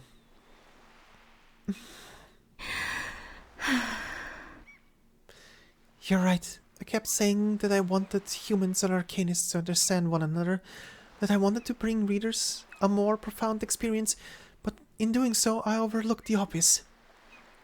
How did I let this happen? A strong sense of regret surges up to her throat involuntarily. Humans are often unable to sense the subtle folds in emotions. They are confined by their rational senses. On the other hand, Arcanists can just as easily be trapped by their emotions, overlooking the obvious, as you say. So... Don't blame yourself for this. A touch of warmth reaches Marcus's shoulder. Marcus lifts her head blankly, not yet realizing that Hoffman picked up her pen from the ground. As an Arcanist, you can read the intricacies of the world that others would easily miss. But that is also the problem. Human readers are more used to sifting through clues and details to make logical sense of the story.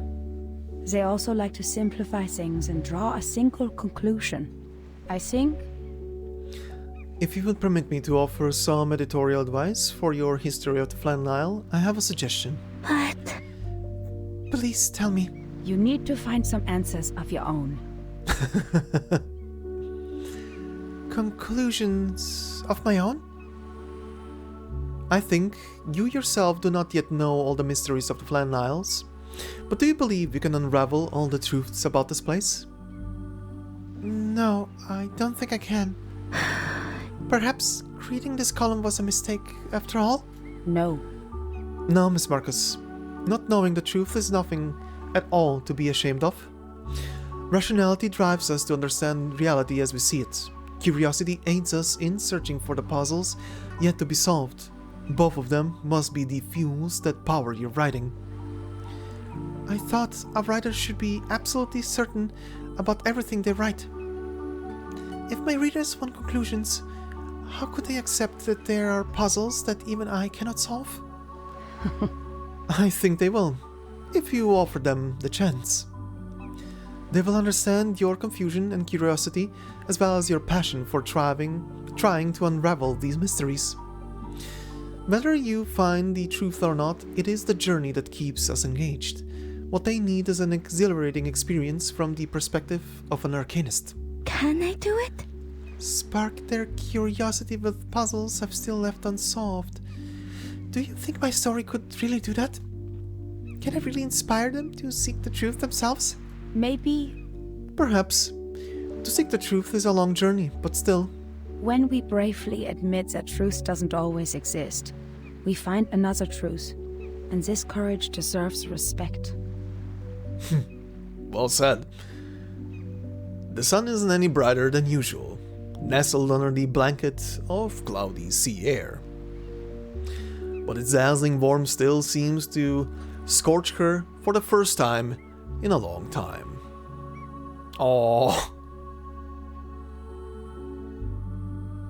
Madam Hoffman?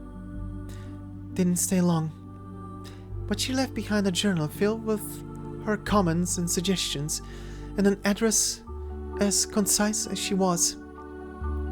To a nameless small island near the Flan Isles, where Madam Hoffman said she will continue her work for a few weeks before returning to the Foundation. She also spoke with me about joining the Foundation before she left.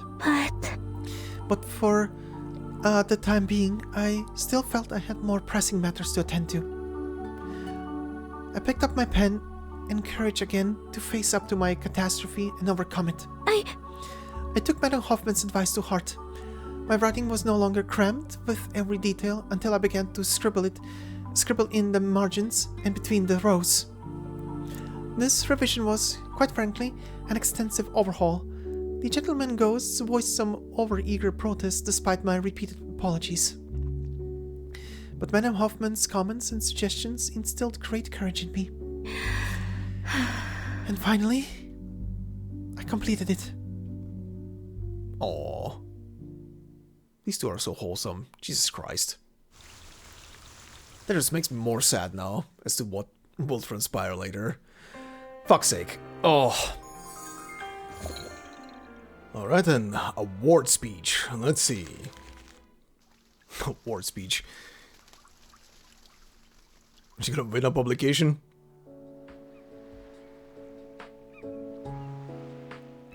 The lighthouse illuminates its surroundings, faithful and steady as always.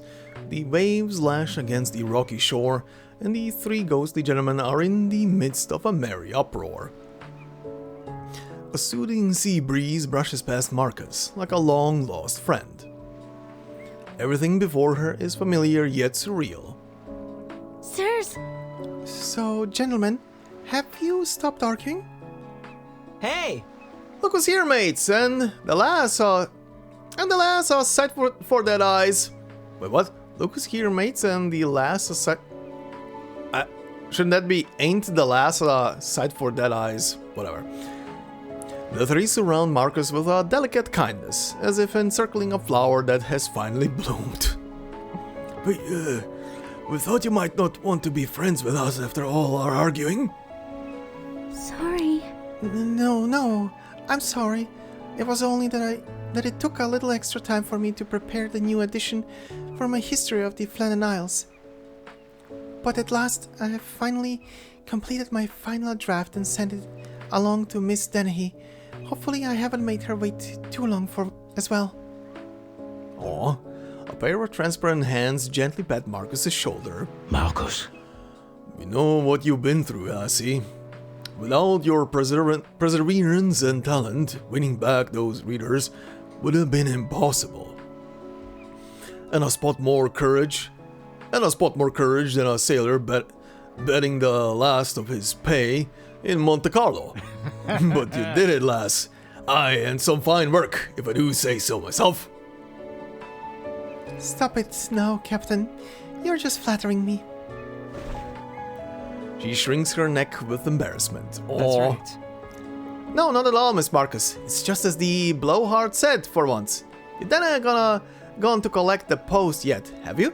Seems your edition made the papers already, and the postman brought the replies. And they're good letters this time. Nothing terrible about them. We checked. These guys. Marcus opens one of the reader's letters. I feel so honored to write you this letter as a now humble fan of your history of the Flannan Isles. Oh, should I call it to the archipelago now? Your courage is more than admirable. Who could have thought you'd be brave enough to make such an extensive revision? Let me explain my warmest congratulations, for now that I see you work for what it truly is, I am so pleased to have experienced such an unforgettable fantasy tale. Fantasy? Oh no. Suppressing her fleeting doubts, she continues reading the letter. Uh-oh. Thanks to you and these ghost gentlemen you've invented, Oh no. all of us following along get to experience a little piece of their world, just as you imagined it. Yours faithfully, a reader eagerly awaiting the next edition. Uh-oh. Marcus feels at once a sense of loss, something she tries to suppress rather than let it eat at her. There are a mess more of these letters. Including one from the Daydream Post. Dear Miss Marcus, we are more than delighted to share with you that, thanks to your newly updated To the Archipelago series, the Daydream Post has seen a tremendous rise in sales. What's more, we've even received requests to change the serialization schedule. They want at least 2 editions per week. After discussion, the publishing house has decided to provide you with an entire new section. We call it the Tall Lighthouse. Our sincerest regards to you and your ghostly friends. Uh-oh. Well, this went in another direction. A good one, but a weird one? Praise pours out from one letter after another, overwhelming Marcus's humility until she feels faint. Staggering, she retreats into the sanctuary of her room. Aww. The safety of a shut-in. The excitement conveyed in the editor's letter still lingers as a vivid image in Marcus's mind, yet she remains more than a little perplexed. What? Did they choose to move to the archipelago from the documentary literature section? Unsure about the publisher's decision, she continues writing.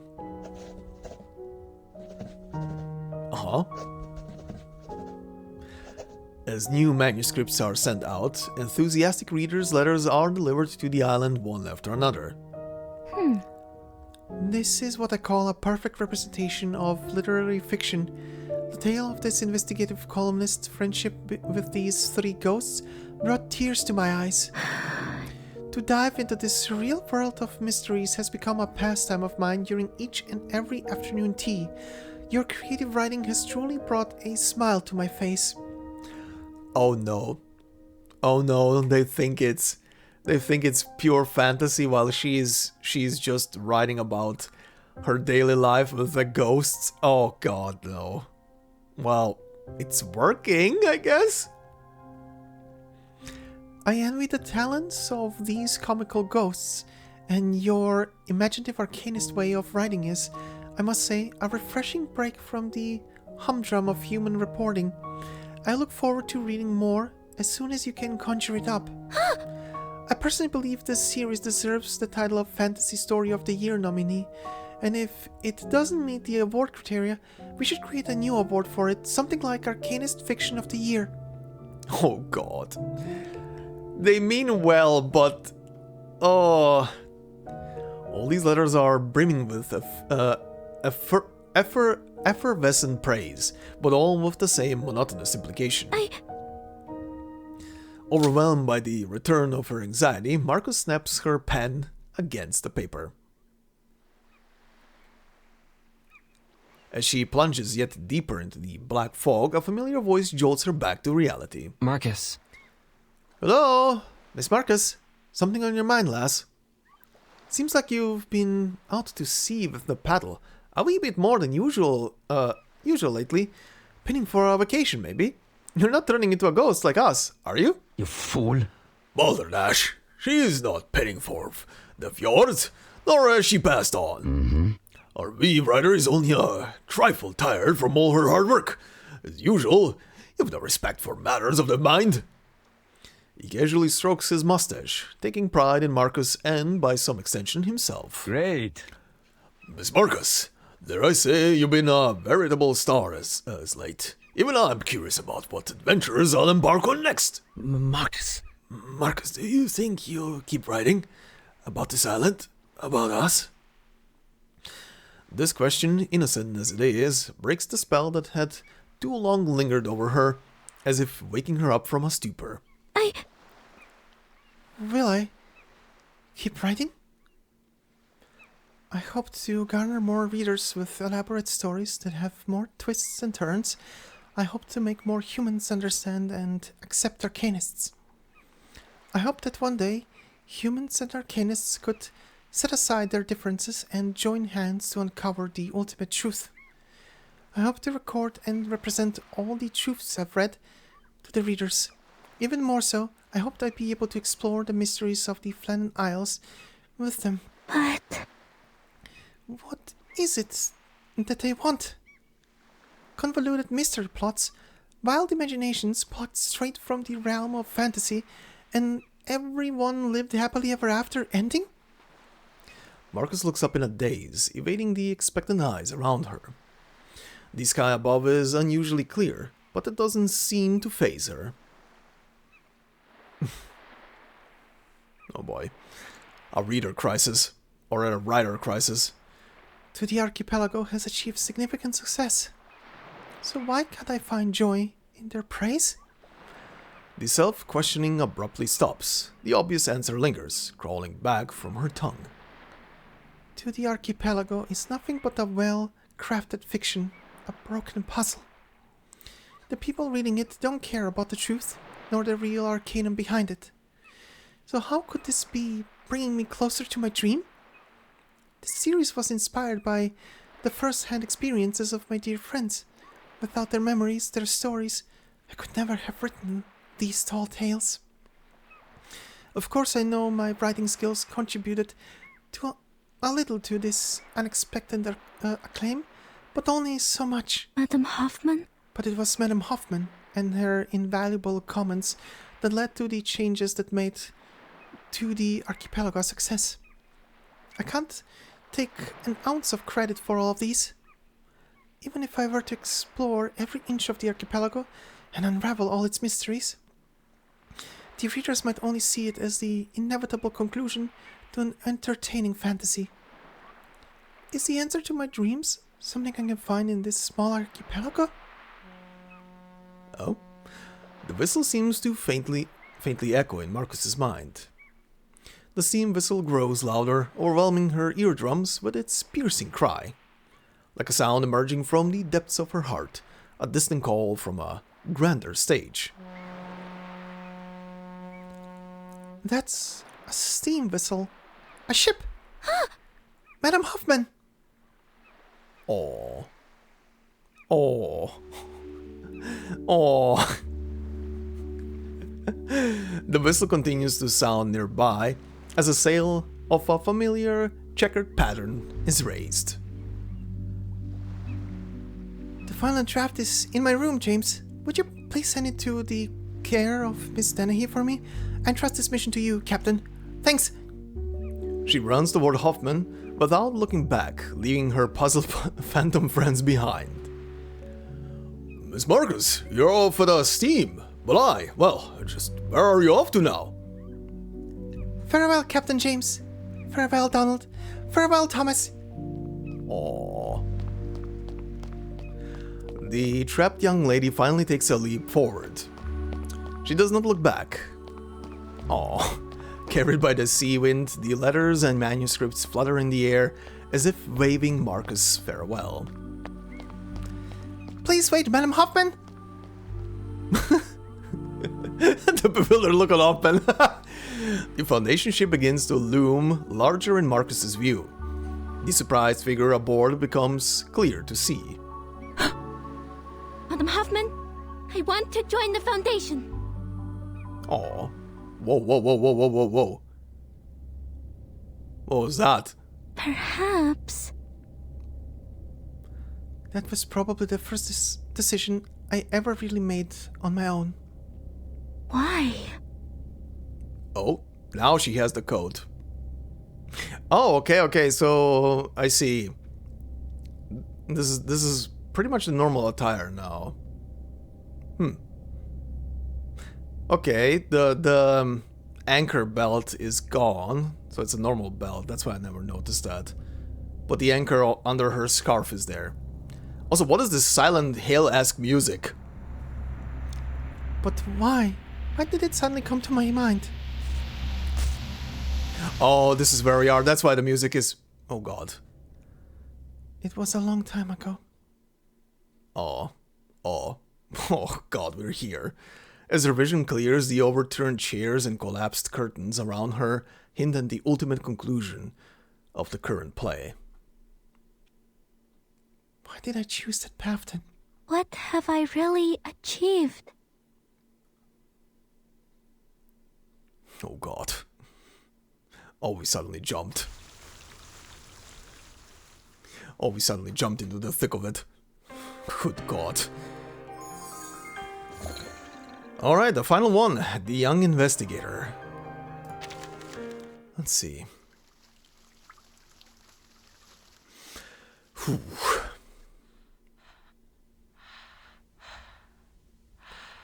Marcus is like a book swept out to sea, floating directionless through the dead of night. Familiar pages flash rapidly through her mind, echoes of the past ringing yet again in the present. I remember now. I wanted to make a choice of my own. So I joined the Foundation. I learned of the storm. I bade farewell to my era and my old dream. A choice of my own. But did I really make one at all? A sudden agony almost tears the entire book apart. The spine of the book trembles as it struggles to turn a new page. Oh god. Yes, I made a choice. Now see where it's led me. I've ruined everything.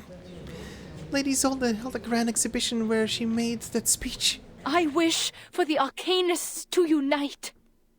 and establish an independent kingdom of freedom, free from repression and oppression. It's all my fault.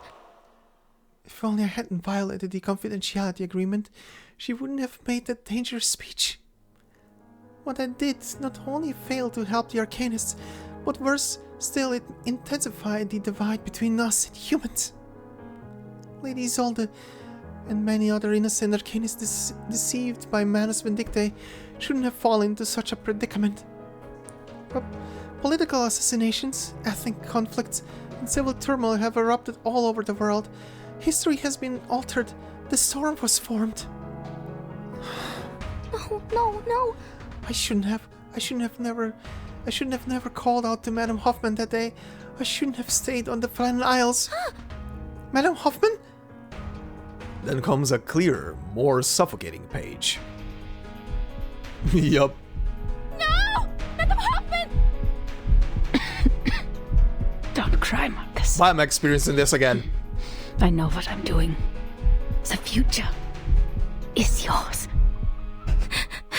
No! This page seems agonizingly long. What have I really achieved? Tinnitus in my ears. Images bristling with pain and regret ruthlessly intertwined in Marcus's frantic thoughts. Back on the island, I couldn't even stop my friends from fighting. How could I have thought I would be the one to change humanity's discrimination towards Arcanists? After I made just that one choice to join the Foundation, every choice afterwards only seemed to magnify the number of people I hurt, even Madame Hoffman. I never once managed to live up to my aspiration. Could it be that The cold abyss stretches out before her, reality naked of any illusions. I've never left the Flannan Isles. The active cells within her body finally find an outlet amidst the surging pain. A strange scent invades the air, blurring Marcus's vision.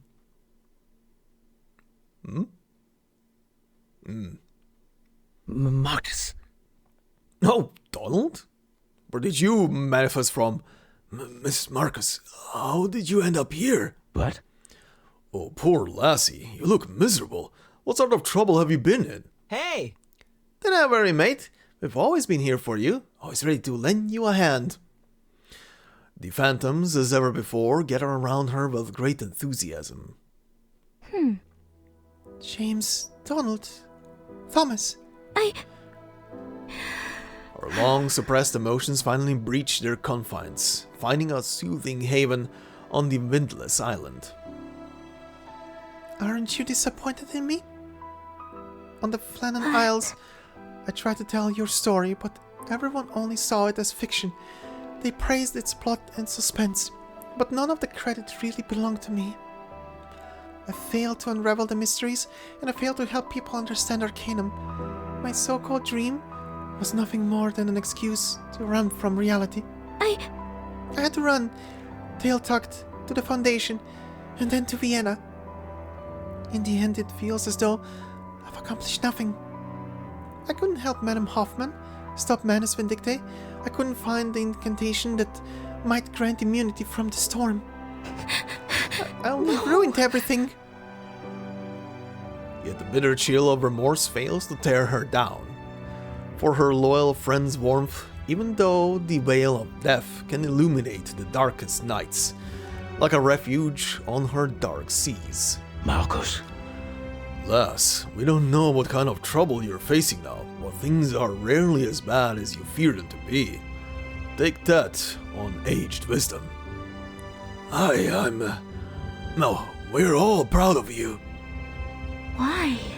But I didn't do anything helpful for you.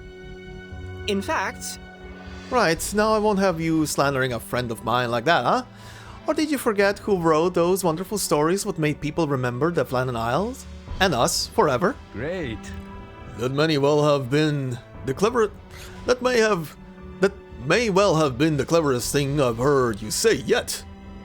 But But I didn't even uncover the truth behind your deaths. I failed you all.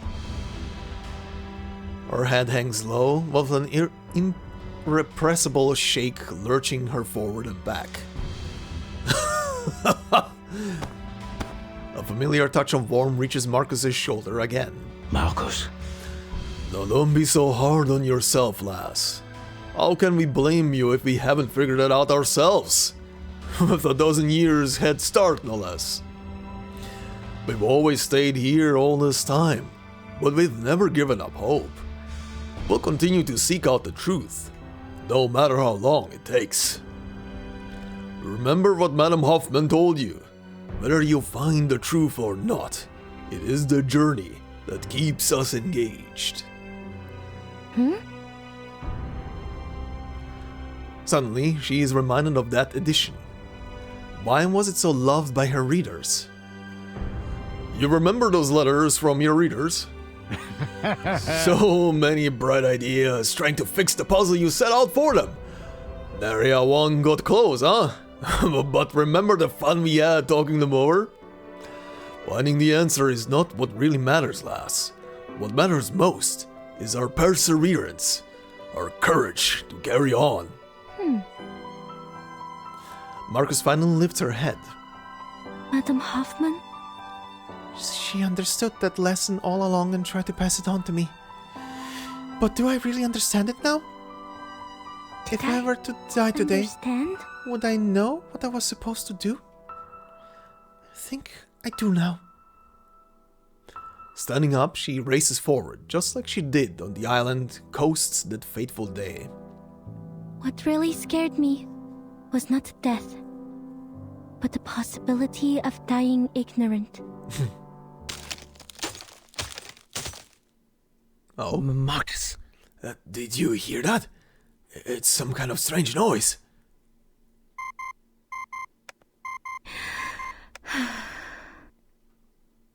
she takes a deep breath and opens her eyes. We can still make this right. Doctor, wait! There might be another way.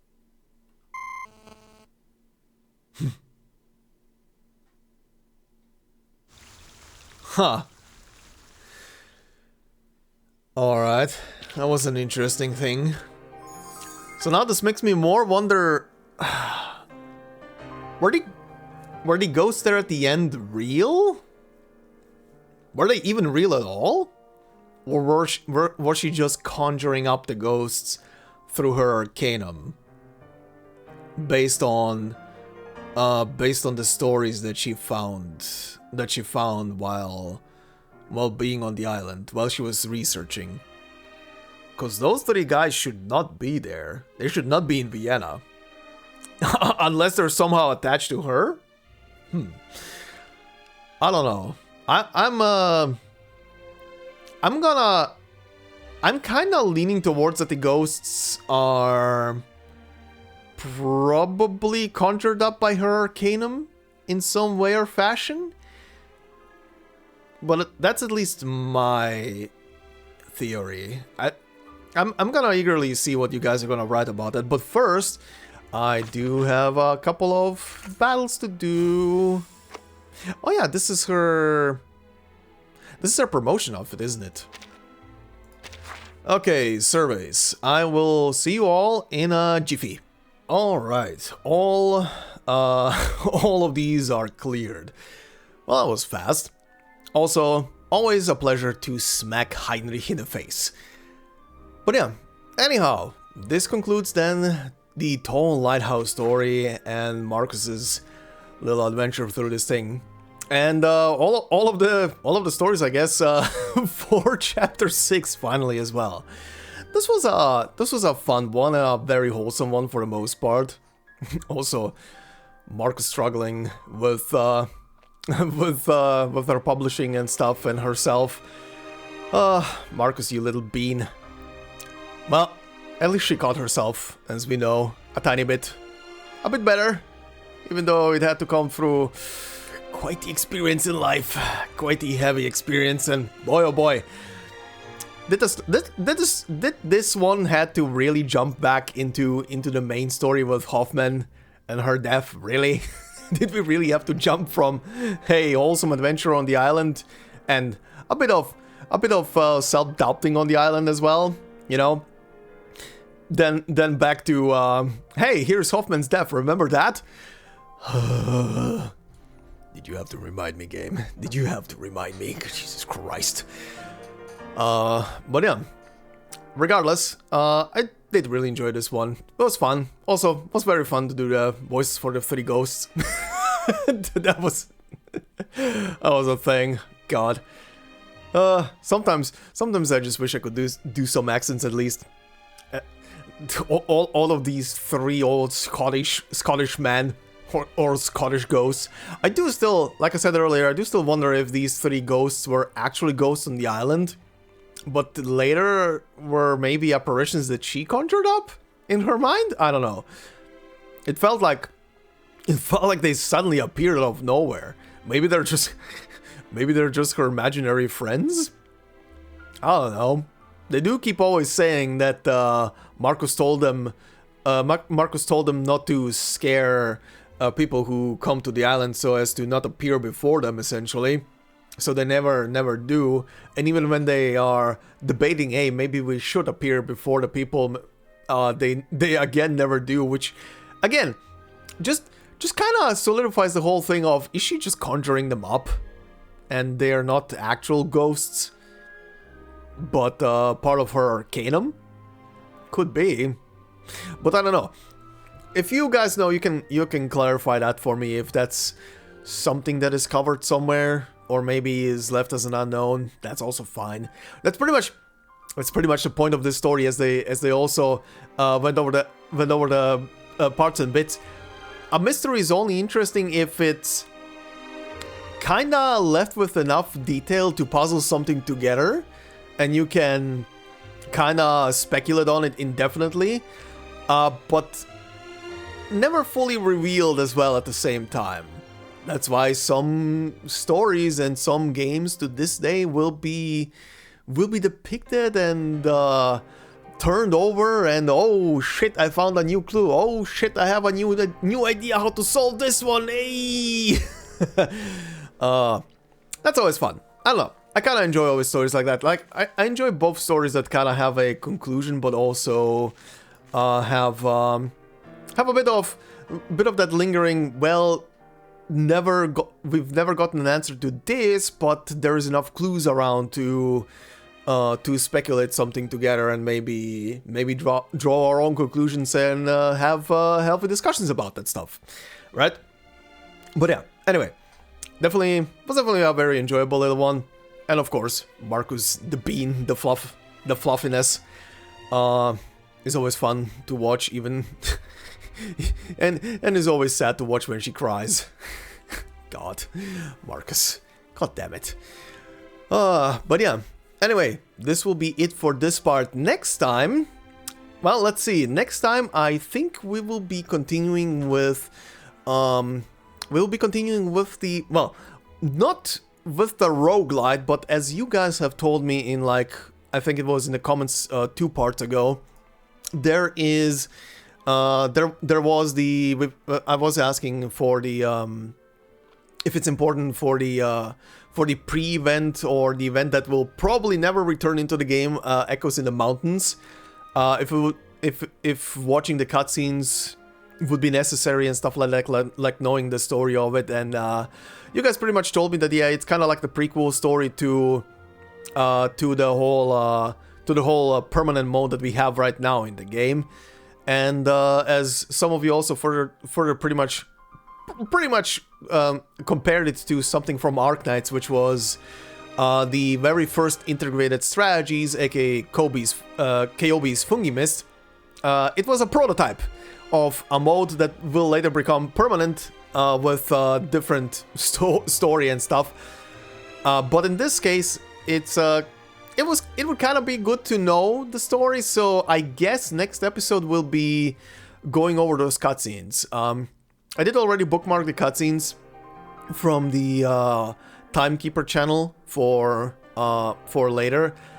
I think there was... How long were the cutscenes? Let me just take a quick peek. Don't play the video. An hour and 33. Okay. And it's purely cutscenes. I will leave a picture so you guys know what video I'm referencing here. And a link in the description of the video for that. So you guys can confirm to me if this is everything. Because from what I can see...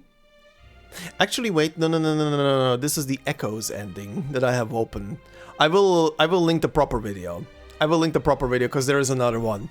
There is another one that I also have bookmarked. Yeah, there is a video that has like all of the cutscenes for the whole thing, for all of the endings as well, in pretty much in chronological order. So I will link the video in the description. Check it out. You can confirm to me if that is everything. And we can just do that video and get caught up with that story, and then in the next video after that I can finally dive into the goddamn roguelite mode. But yeah, anyway, that will be for next time, and in the meantime, as always guys, thank you very much for watching and listening. Hope you enjoyed, and hope the voice was not too weird, because again, the tongue, it's still annoying me even in this moment, just talking. I need some soup. But yeah, anyway, thank you all for watching. Hope you enjoyed. If you did, please consider leaving a like. God, I can't speak anymore. Please consider leaving a like. It will help out a lot. Share the video around if you're new to the channel. Also, subscribe then. I mean, if you're new and you enjoyed this, yep, subscribe. That would help out a lot as well. And of course, if you want to support me more directly, memberships are open. And as always, memberships are only there to support me and my work. No video will be behind a membership. And yeah, hope you have a fantastic day wherever you are, and I will see you in the next one. Until then, bye-bye.